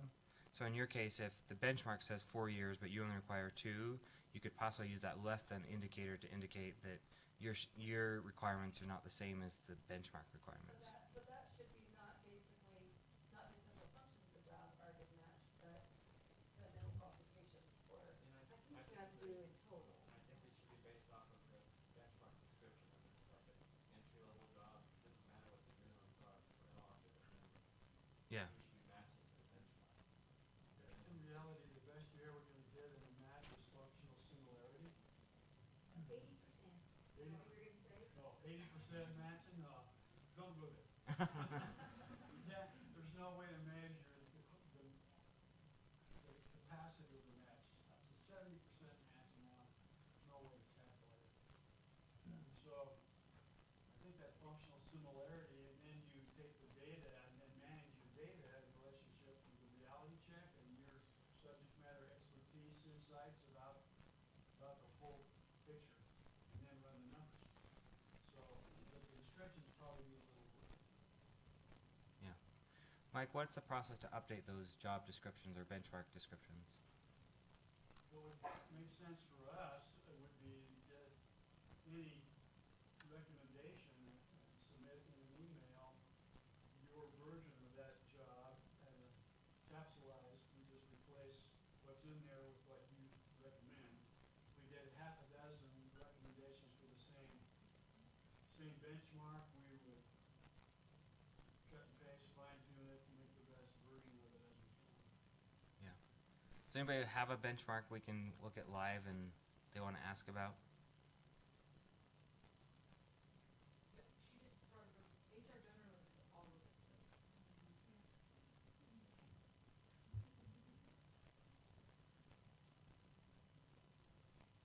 I didn't spell it right. And that could create an argument to ask the question, do we have too many benchmarks in some job families? We don't need that many. There's some that are outdated, we just get rid of them, take the best picks out of the options and then revise. So on this list, I see an HR generalist, but that one is functional category is higher ed. That's a good point to bring up very immediately is the difference between the higher ed benchmarks and the rest of our TechNet world. When higher ed came in, they had hundreds of benchmarks that we had to migrate in. And we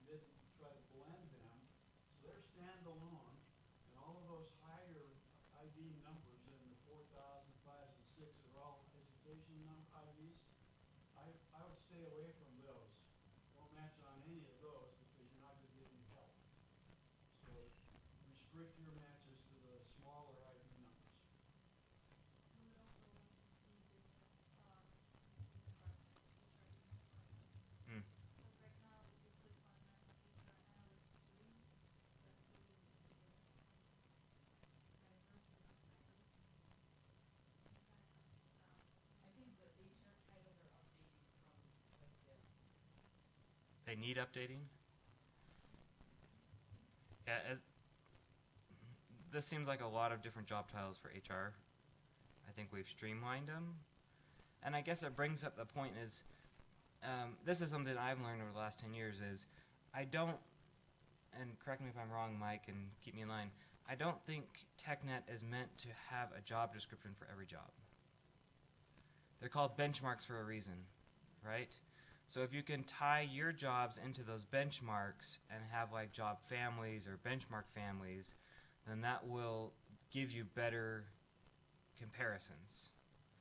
So if you have a HR business partner, but you use an HR analyst as the benchmark, whatever the analyst moves, you're going to adjust the business partner at the same rate.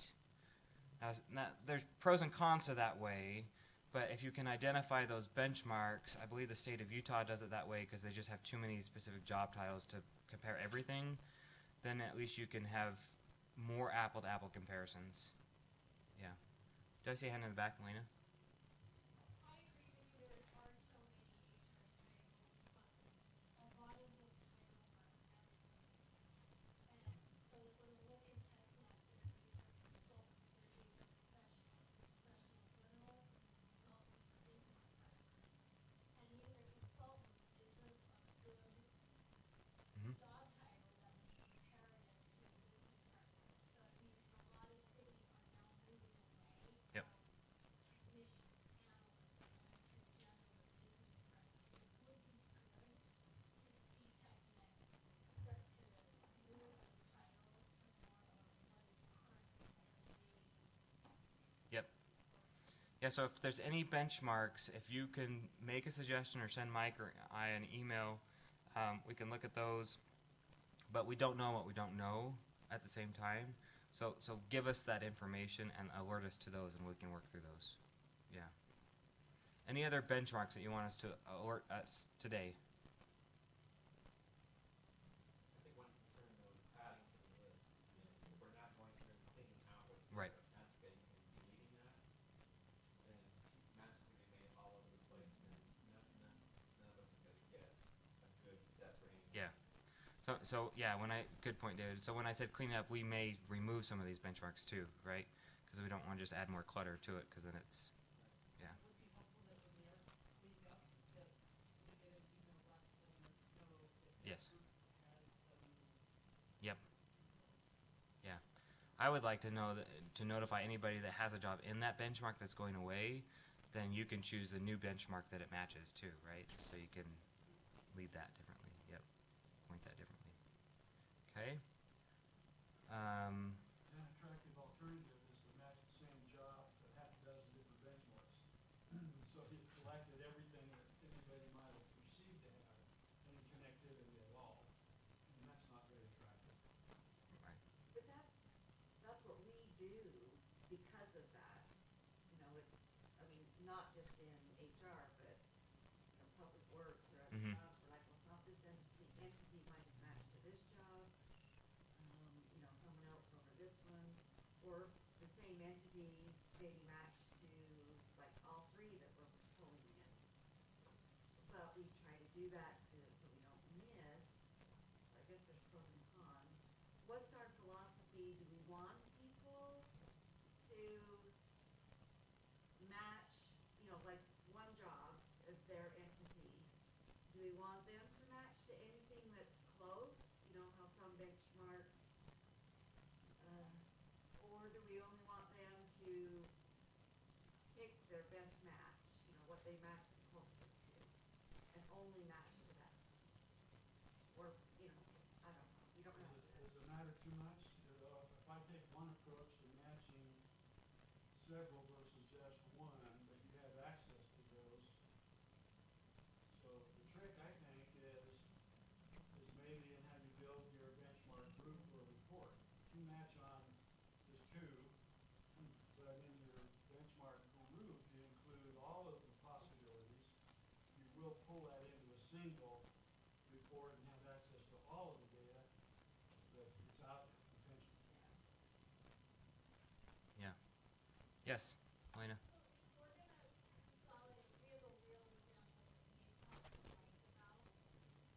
When we go into TechNet, we previously had an event coordinator. And in TechNet, it's higher ed. And I know at other cities, there's an events manager.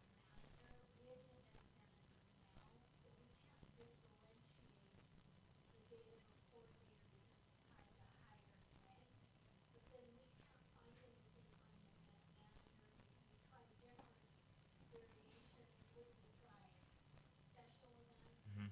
events, cultural, but we couldn't get the actual data for an events manager to run comparisons. That, yeah. How do we fix that? How do we get the data? Yeah, I've seen a lot of movement in events. There seems to be more event managers than just coordinators or specialists, right?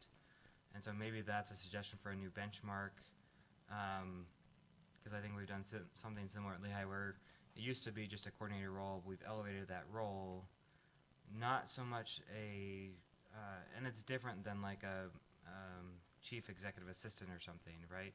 So that would be a good, if you have a suggestion for a benchmark, send that to us and we can look at that. Yeah.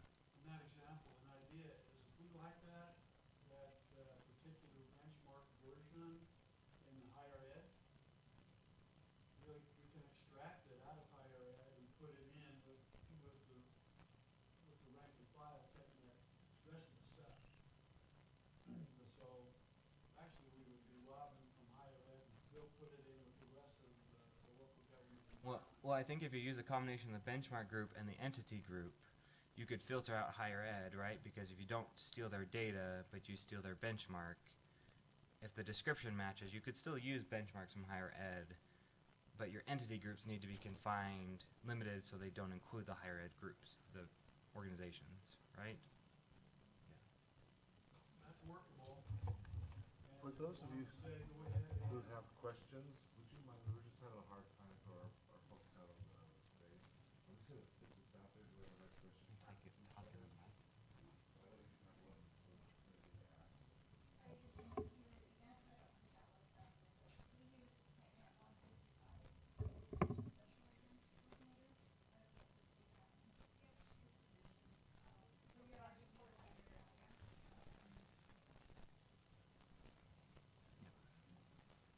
But if we just throw out the idea, use them all. Use all the higher ed. If you got a good match, don't restrict yourself in any way, and see how it plays out. You know, then we get more information on how we can fix it, maybe. Yeah. Daniel. So I like what you're saying, Mike, and we do very similar things what Utah County is doing. You know, we'll put in the keyword, and then we will try and find whatever anyone's reported in there. Now, for the last 20 years, we've been meeting once a year to try and get as many of those matches into one benchmark as possible. What I like to see, and this is from a functional standpoint, all the programmers really won't cringe when I say it, but what I like to see as far as functionality in the system though is the ability to run that, but maybe to have an easier way of pulling another benchmark from this one and putting it in this group or dropping this benchmark from this group. You can do it in Excel, but it means you have to kind of recreate that every year, as opposed to being able to say, this is my list, I don't want to include these because I don't think they're appropriate matches, and I want to go grab this one from there. I don't know what that means, you have to give a unique identifier to each one and then set it up that way to run it. But what you're saying, Mike, is great, but it's a very intensive process to do it. So you're saying, so you use your benchmark groups. Say you want to do recreation, right? Right. And so do you include all of your possible benchmarks in that group? Yeah, so what I do is we try to get as many, so if you have a recreation coordinator. Mm-hmm. So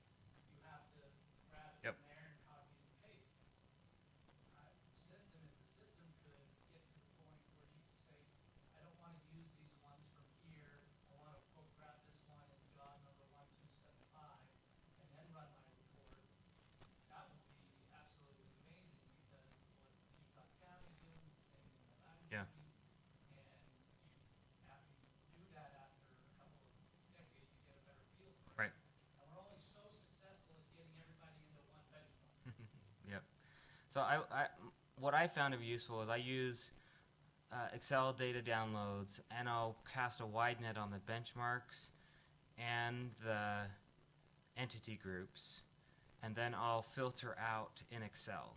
So I'm not copying and pasting everything, but I have a longer list in Excel, and then either through pivot tables or delete lines of data or whatever that don't match. I can do it by, depends on what I need it for. So if I have one position that I'm doing, like we have an assistant rec director that's more than a facility manager, but less than a rec director, that's less than a parks director. So it's in between benchmarks, right?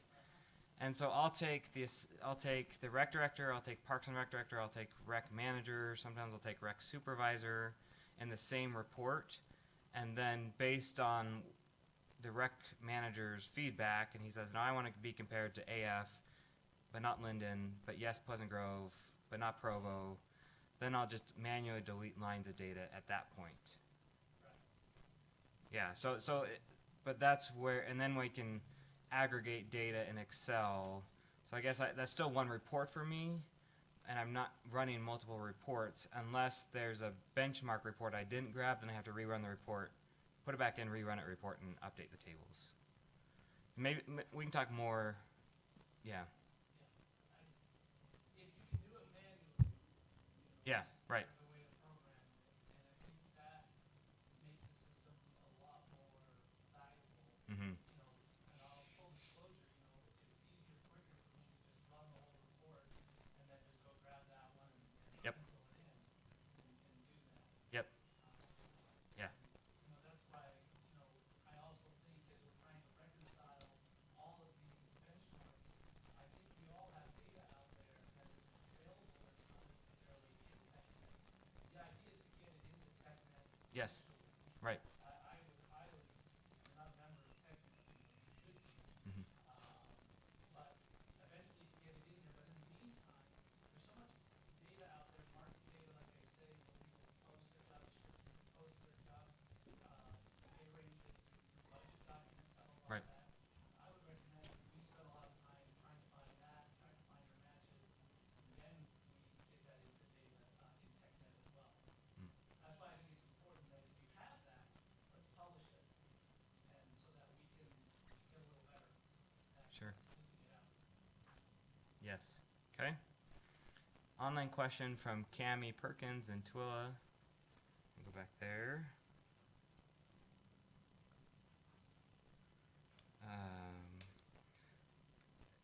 The question is, does anyone else use the standard error and adjust for that in their analysis?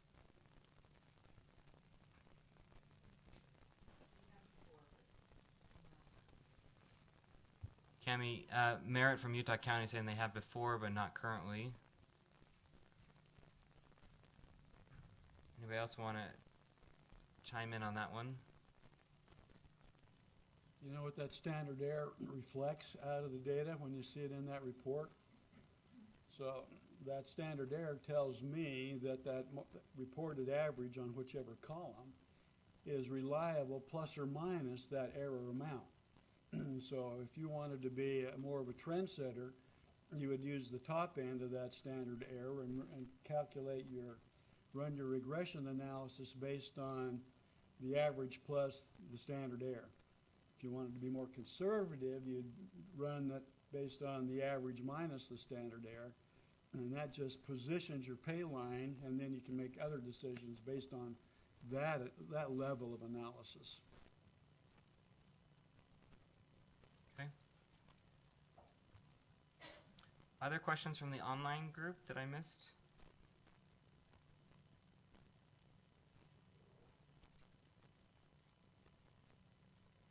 Not seeing any. Okay. Any other questions about TechNet? If there are specific things that you want to contact Mike or I, that you want some a half hour or one-on-one time, we're happy to do that. Just let us know. I will say that this is probably my Friday job since I work 4 times at the city. So trying to manage that as well. And so Mike and Ken are available for training, and I'm happy to contribute when I can. So with that, why don't we do transition to roundtable discussion. So if there's anything else with benchmarks, with compensation trends, housing, prices, gripes, we can go there too. So anybody want to start with a burning question they've had today or want to ask this group? Yes. And where's the traveling? Dewey needs the mic. So I just kind of wanted to get a feel on, you know, the researchers this morning, you know, they talked about quite a few different things. One of them they kind of skipped over was this whole idea of flex time and hybrid work and remote work, and it's, you know, very transitional right now. Employees see it as a really wonderful perk and can help in the recruiting process and the retention process. Kind of where are people at with their attitudes in the public sector? We know the private sector, we hear a lot more about the private sector through the media, but what's the public sector perspective? Kind of the public sector version of a gig economy. I mean, Okay. How many of you out there are using temporary workers? Not just part-time, but skilled temporary workers. Anybody out there? Like from an agency? Mm-hmm. Nobody? I think there's opportunity there because some workers are just looking for something short-term. I know something comes to mind is the state of Utah calls them a returnship, where they actually focus on individuals that maybe have a gap in their career and they're coming back into the workforce. Those are temporary positions. Maybe they last 12 weeks and that's it. But they advertise them that way as well. And so that may attract different workers that way. But you could structure a job, you can structure it seasonal, part-time, with a certain pay range, and just for a project or an assignment based rather than a duration based. That could work. But public sector looks like they're not doing a lot of that yet. So still...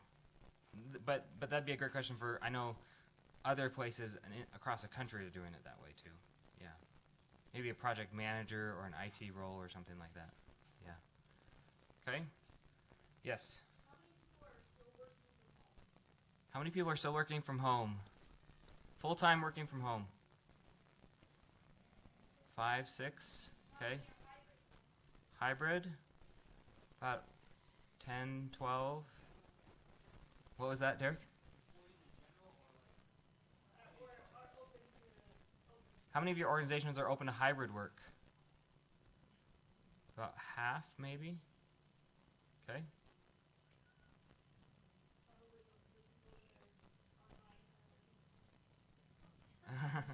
Or from their office remotely, right? Okay. Other questions? Yes, Derek. How are people using bonuses? What kind of bonuses?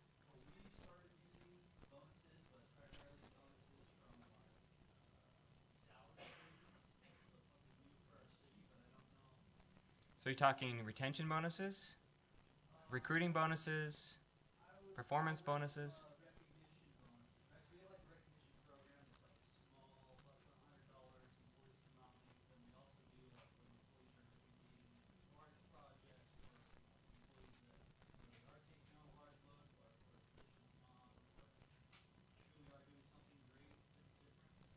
Mm-hmm.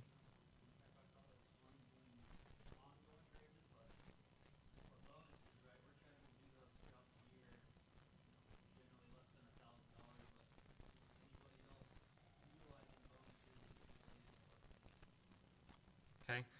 Shannon Johnson says yes, they have a tenure bonus, $100 for every 5 years worked. So that's like a service award, right? How many of you are doing like on-the-spot recognition? Utah County, Spanish Fork, Provo.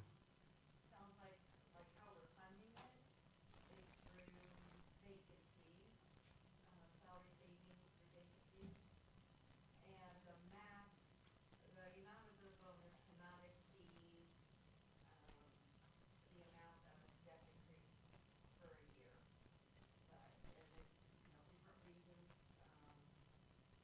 it's the supervisor and the department head, and so each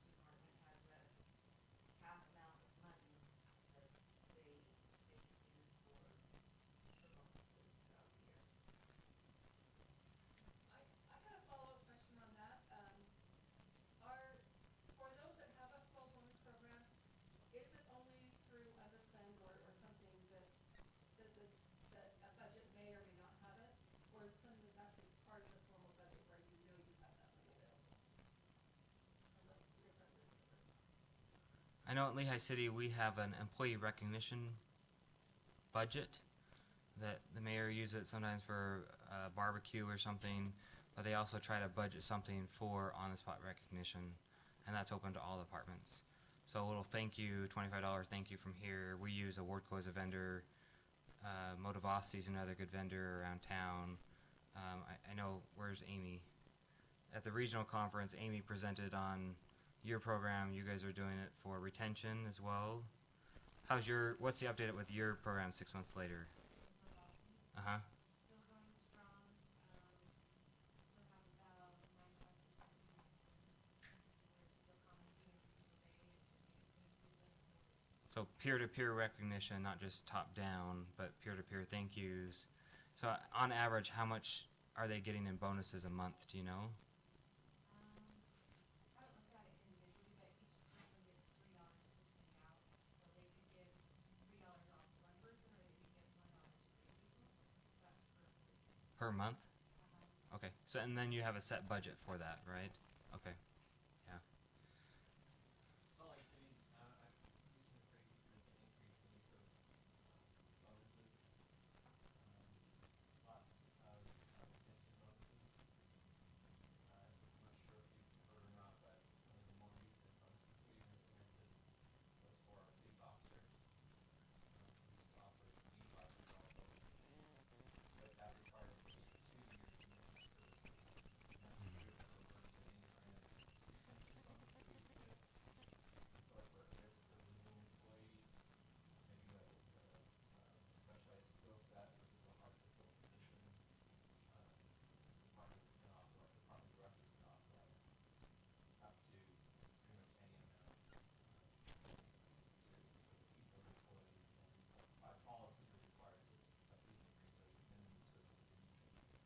Who are you giving, is it only in select circumstances, or if everybody is qualifying for it? It's geared towards employee groups, so like in the case of police officers, it's for all officers. We have other work groups where they're just having a hard time attracting and maintaining employees. We had, for example, our streets division, where we have asphalt equipment operators and others work in roles like that. Offer some maybe smaller incentives to keep those employees on working again year in, year in, year out. So is your, like the police $8,500, give it to all officers, or only when it's like, hey, I'm gonna go, here's an offer, I'm heading out the door, it's like, whoop, here's your $8,500 bonus. So the decision, in the case of police, the decision was made to give it to all officers. And then we also offer that as a hiring incentive to any lateral officers that we hire. One time, One side. give me a commitment to you. Put a commitment to you. Is the week before, do you prorate, or do you have to get a full amount back? Generally it's prorated. This is a good reminder that comm survey system does have allowances and practices and reporting with that. So if you have a practice like this, I believe you can set a practice here and then leave notes. These are the text field notes. So whether that's, is there a retention bonus in here? There's not a retention bonus, but one-time bonuses or something else that you can actually add in a description, and then you can run reports, say you want all entities that have this kind of allowance, then you can just get what the practice is through this reporting. Yeah.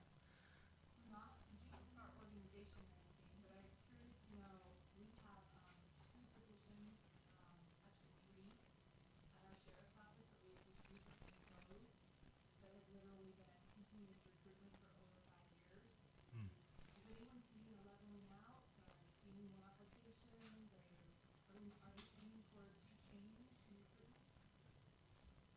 We're full for the first time in the last 5 years in our police department, so we're not looking at doing these stay bonuses, but I am curious, has it helped you with retention, with the bleeding out in your department?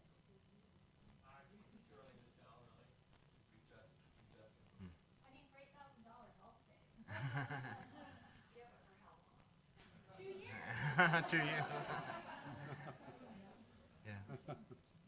I did want to highlight there. Cammie had a note here that she just wanted to remind everybody that bonuses and stipends bring some provisions with recalculation of the regular rate of pay for overtime on non-exempt employees. So be aware of that. Some are included and others aren't.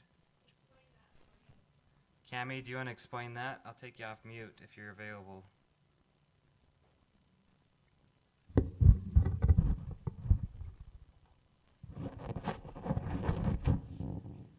Can you hear me? Yes, go ahead. So, welcome everybody. Sorry I couldn't be there. It's always fun to meet everyone, but I don't know if anybody's been on a cruise lately, but you tend to bring back souvenirs you're not planning for, so working remotely for a while.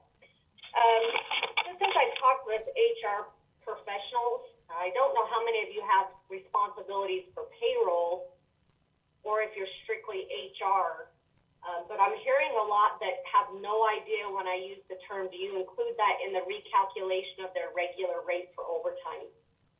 If you're not aware of that, that's something that you're going to really want to research, because if not, you're going to get later hit with a group of employees who will all file against you for not properly paying their overtime to them.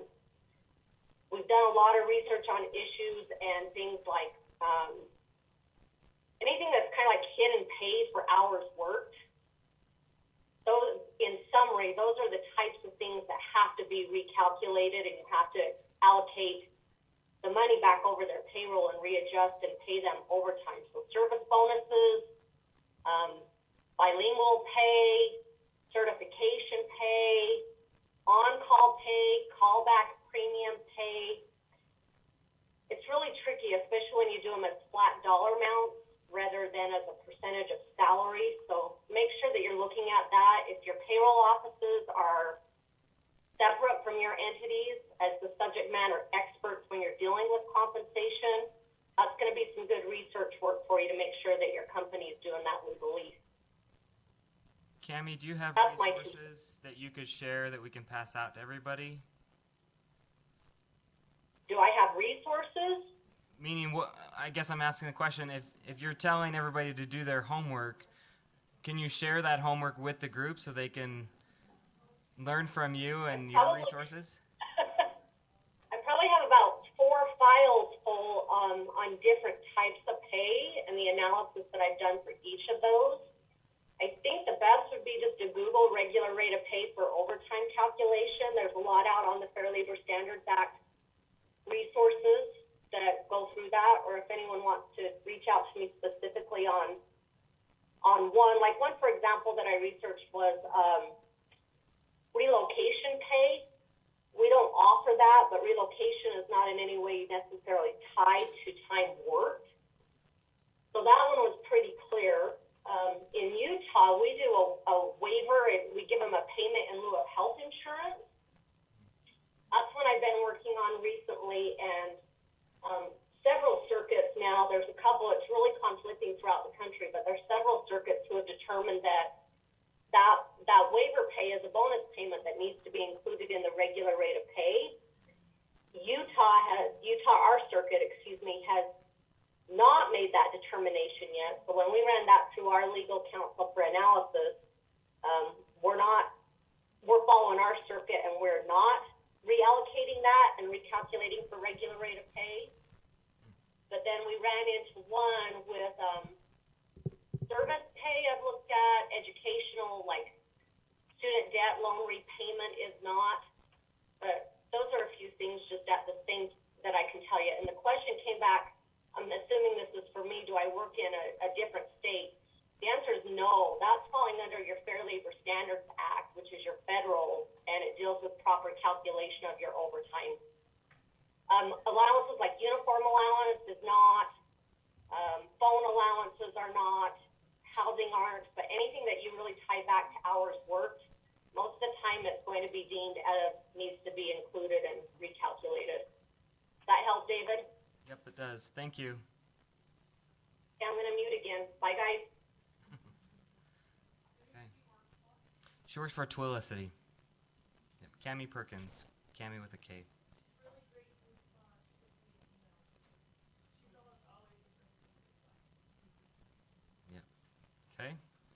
And if you have resources or research that we can put on a forum page, happy to do that as well.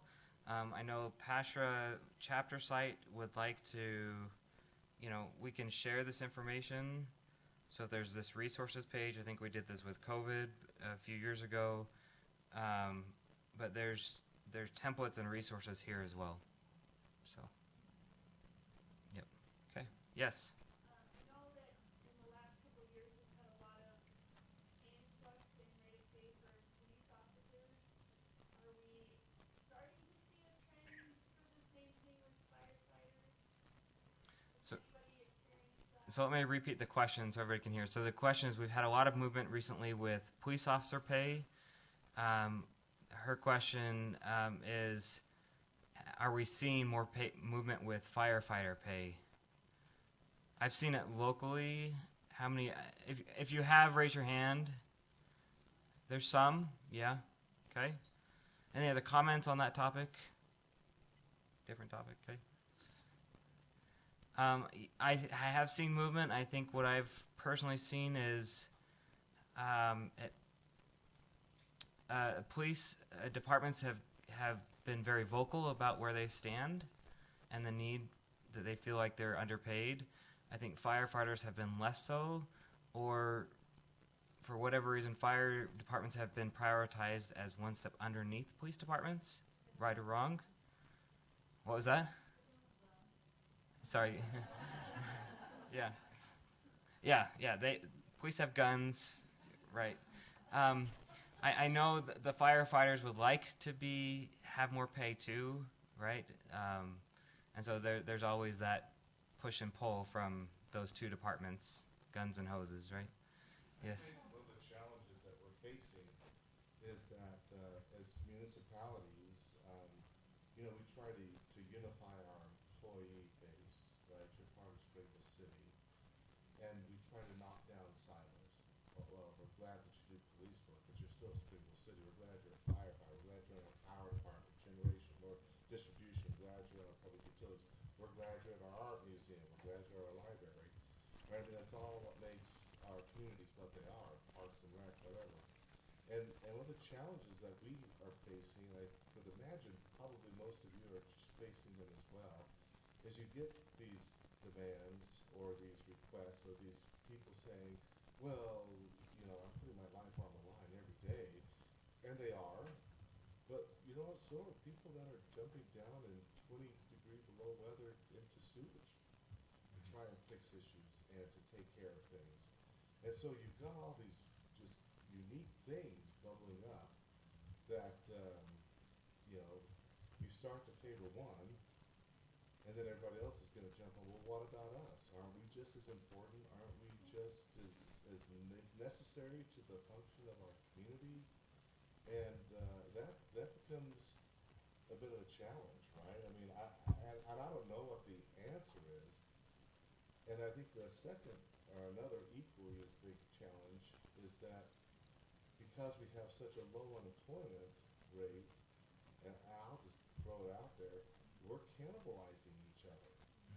I think we are artificially inflating some of these people's pay rates because we're so desperate to get them, right? I mean, I'll just lay it out there right now. Springville is known for the community that'll bring in our police officers from post, and we've trained them. We spent three years with them, and then all of a sudden somebody comes in and offers them, $4 more an hour. They offer $8,500 in retention bonuses.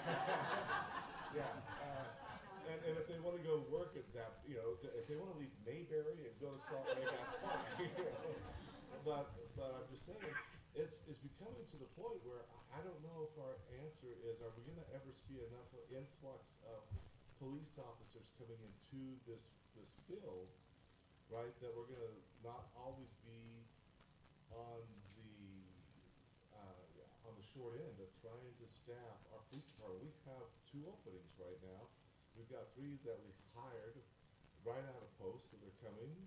And so they'll be graduating on the 18th of August. We're excited to get them on here, but then all of a sudden, we've got hopefully a 3-year thing, because we'll have them signed. hey, we'll pay for your post, we'll help you get all this stuff done. You give us 3 years back, right? Some of them last, Kathy can tell you here that some of them don't. And then we try to do the prorated thing, and they just kind of walk away giggling at you, like, what are you gonna do to get money out of me, right? And so those are real things that I don't know how we tackle, but need to be tackled, right? And I don't think it's just us in municipalities or in the state or the county. I think it's really across the board. And I know one of our biggest challenges that we have, and I don't understand this well enough, but I come from the private industry of 30 years of running and operating companies financially and operations-wise. So I always know that when I needed a little more money to pay my employees, I up my price, right, on my good or my service, whatever it is I'm doing. It's not quite that easy here, right? I mean, you know as well as I do that you've got enough private industry doing that right now. And so now we're here in the public sector, and I know elections are coming up and all that fun stuff, and we're going to our folks saying, you know what, in order for us to keep our employees, we're gonna have to have X amount to be competitive, right, in our budget. And then they're gonna look back at you and they're gonna say, well, where's that money gonna come from? We're gonna look at them and they're say, well, you gotta raise taxes. Well, we're not raising taxes. Well, then you're gonna lose your employees. I mean, it's just that weird cycle thing that we have to work with them to try and combat with each other. And then you do have the Salt Lakes, which is great. I mean, they have a much larger, tax base and ability to do stuff with, that can come in and can offer these types of things. But for those of us who don't have quite that same robust base, we don't have that. And so it's interesting how, and I'm not picking on you personally, but You take it well, David. I So. can remember a meeting we had about a year and a half ago or so, where you stood up and said, Salt Lake will be the highest, and West Valley said, no, we're gonna beat you, and it kept going back and forth. And if you were in that meeting, you remember what I'm talking about, and the rest of us were sitting there going, we give, right, we're out of here. Yeah. But I think these are the things that, I mean, we are the ones who are responsible to try and fill these positions and to try and recruit these people and try and maintain, keep these people on our payrolls and serving our communities. And I think that's, I mean, if we can tackle that issue, I'll deal with job descriptions all day long and update tech deck, whatever, but I mean, these are the things that I think we're facing right now as a state and communities and counties within the state that's really causing us some heartache. Yeah. To your point, Patrick, for the first time I've seen there was a bill run in state legislature that tried to limit poaching for police officers. It did not pass, but the fact that there was a bill ran for that issue tells you kind of that it has some attention of state legislatures, right? And so some people wanted to limit the poaching for police officers, and whether that comes back, we don't know. We'll see. So, yes. So Brian's question: how do you legally stop poaching? They were going to require a law that if they left within so many years of training, the receiving agency was going to have to reimburse the original agency of the training costs and some wages. So there's some financial disincentive to keep poaching. Yes, and that may be one reason why it failed. So, yeah. Carrie. I would also say if the bigger agencies become killed, I think we'll see a lot less poaching, right? So I know a lot of heads were nodding when we said we were funding the bill. I think it's good to sit down hard, right? I mean, smaller Yeah. agencies. It's a global supply and demand issue, right? Because the bigger agencies poach from the little agencies struggle until they survive, and somehow it works itself out usually, sometimes. Sometimes the smaller agencies are filled first, and then the bigger agencies, I think what happened with Salt Lake City, they were losing them, and then they had to course correct to get them back, right? And so we're all one big family, but we're poaching from each other at the same time. That's why I appreciate the comments of how do we convince more people to get into the public sector to increase the supply of workers to choose from, right? how do we convince people that public sector is a great job to have, that has work-life balance, that will take care of your needs now and in the future, that has affordable benefits. Like, that's what the Public Sector HR Association does as well. Is, do we do job fairs with high school students? I know there's a company works one with now that's called U-Science, that they do aptitude tests for high school students. And we're trying to get on their radar so that when high school students take their aptitude test and say, hey, I'm good with numbers, hey, would you go into government finance instead of just going to private business, right? And so just planting those seeds of understanding that, hey, public sector is a great job.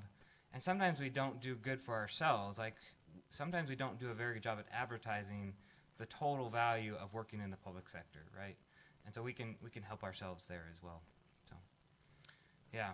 Okay, any other thoughts, questions, practices? We're up at 2 o'clock, but yeah, Jess? Just one more quick question. Who, just by show of hands, who posts their policy manuals and their job descriptions on their website? So the question is, who posts their job descriptions and policy manuals online?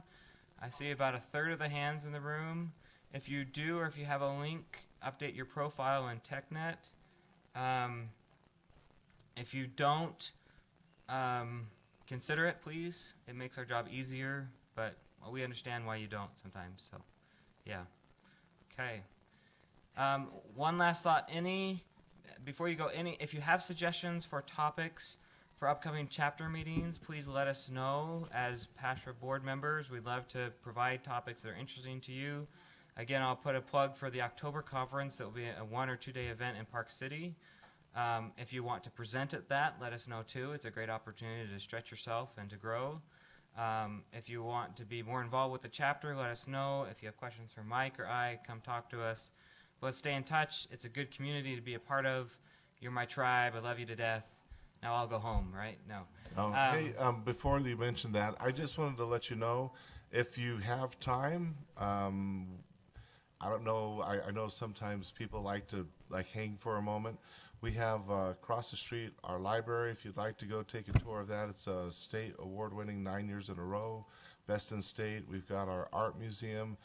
Currently, one of the galleries or one of the shows that are taking place is the Quilton Show, which is remarkable to see some incredible talent.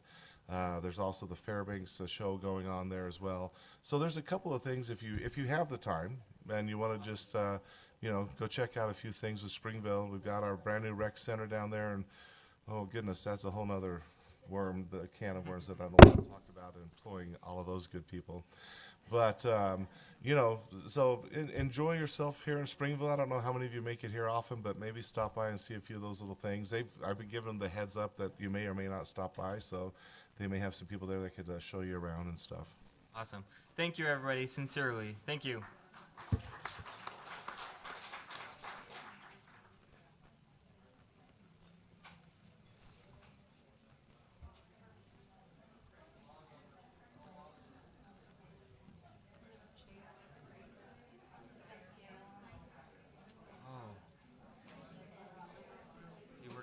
Pleasant Grove? Linden, yeah. I did have lunch with them. Mm-hmm. Yeah. Yeah. Thanks, Alicia. Yes. Thanks.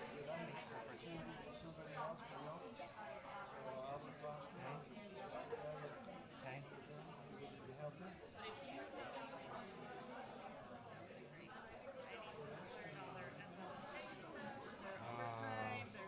Andy's right here. Yeah. Okay. Yeah. Did you have Lone Peak? And I don't know anything about fire. Okay. Yeah, we can schedule a meeting or something. The 3 of us, 4 of us.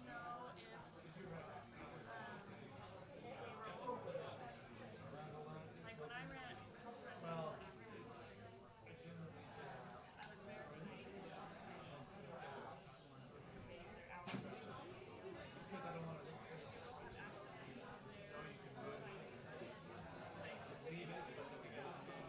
Not yet. They're going to. We might need to get Candy in a meeting too. I can see how it could be.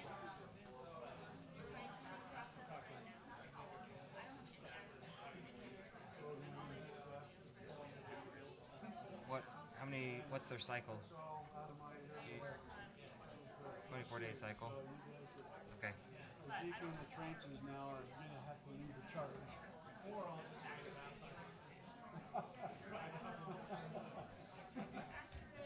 Well, it's good to see you. Good to see you. Yeah.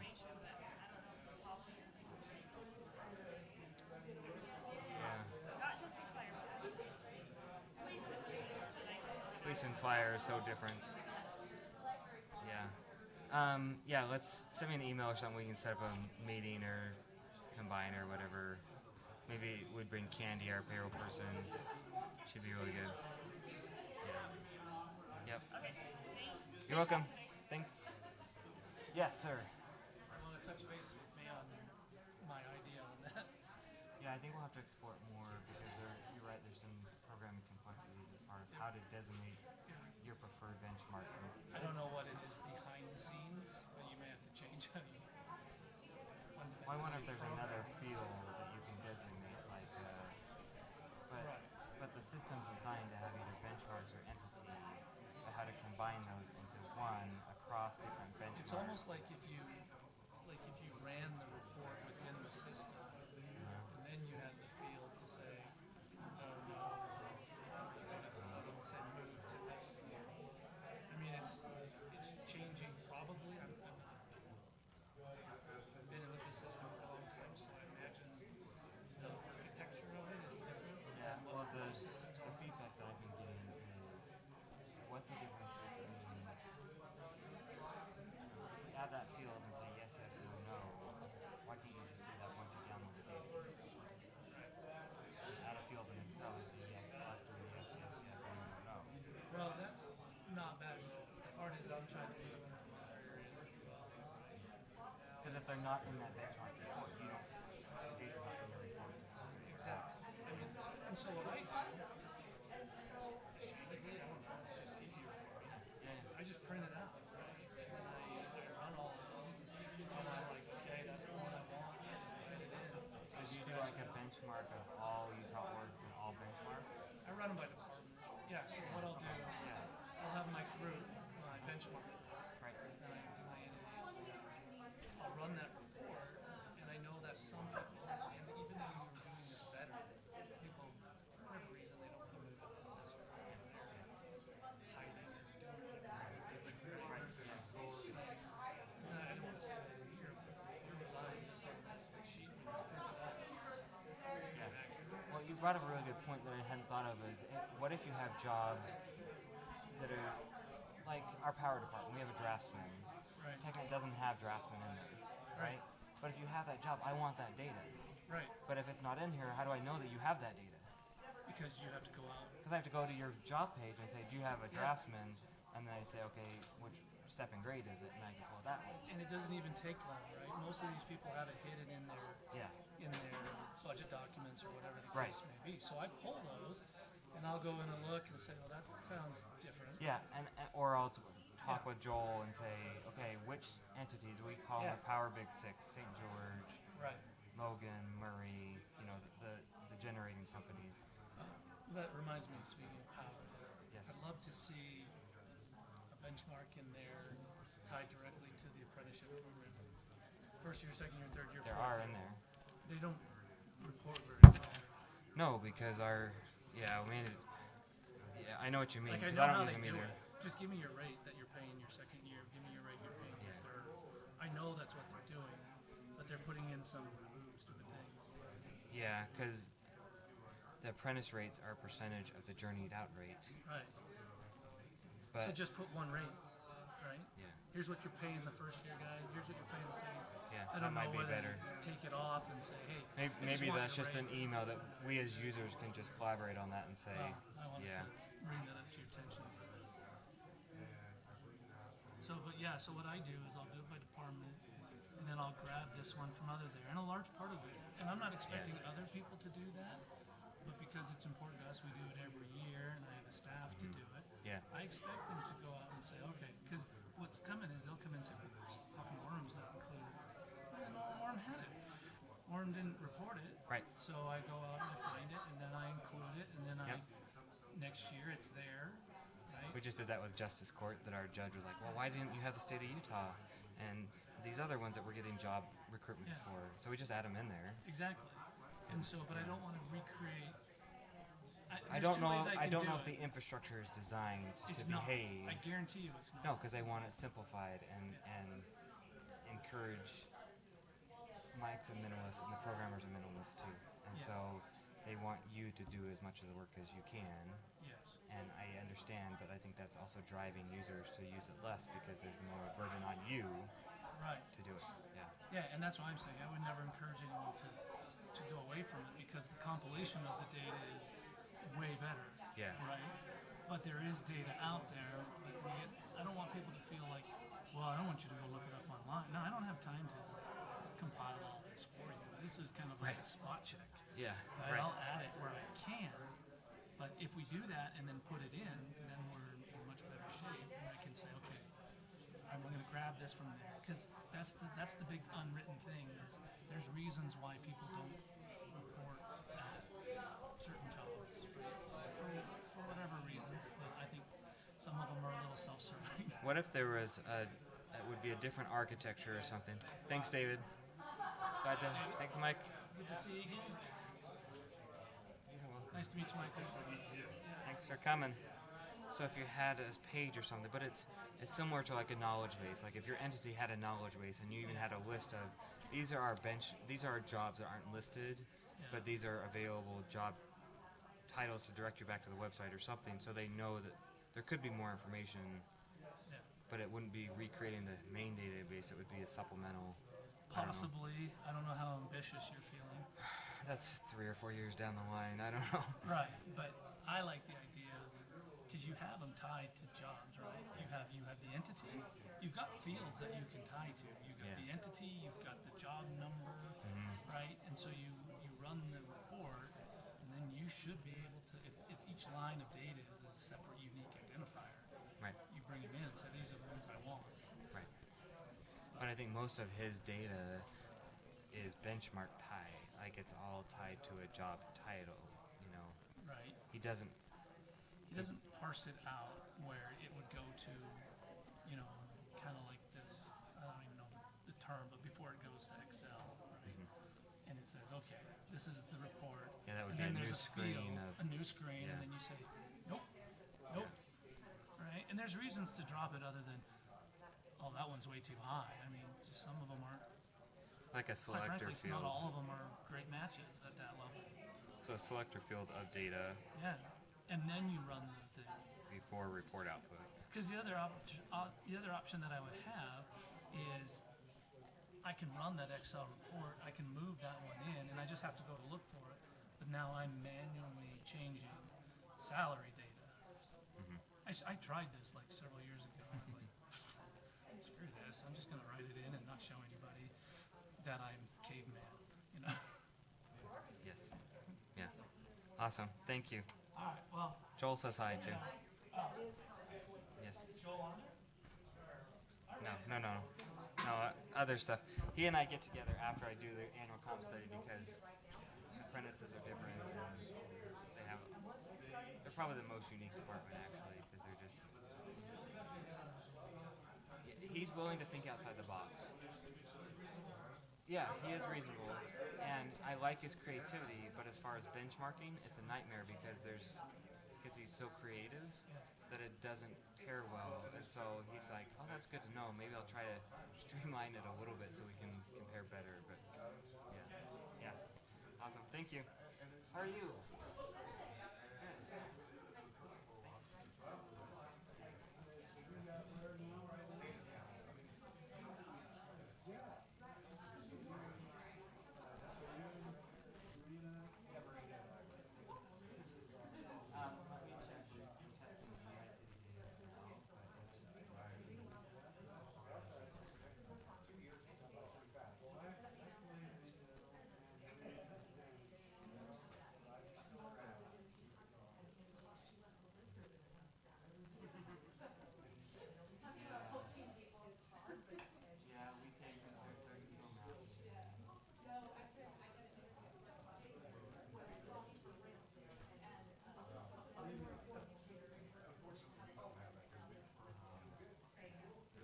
Yeah, you're welcome.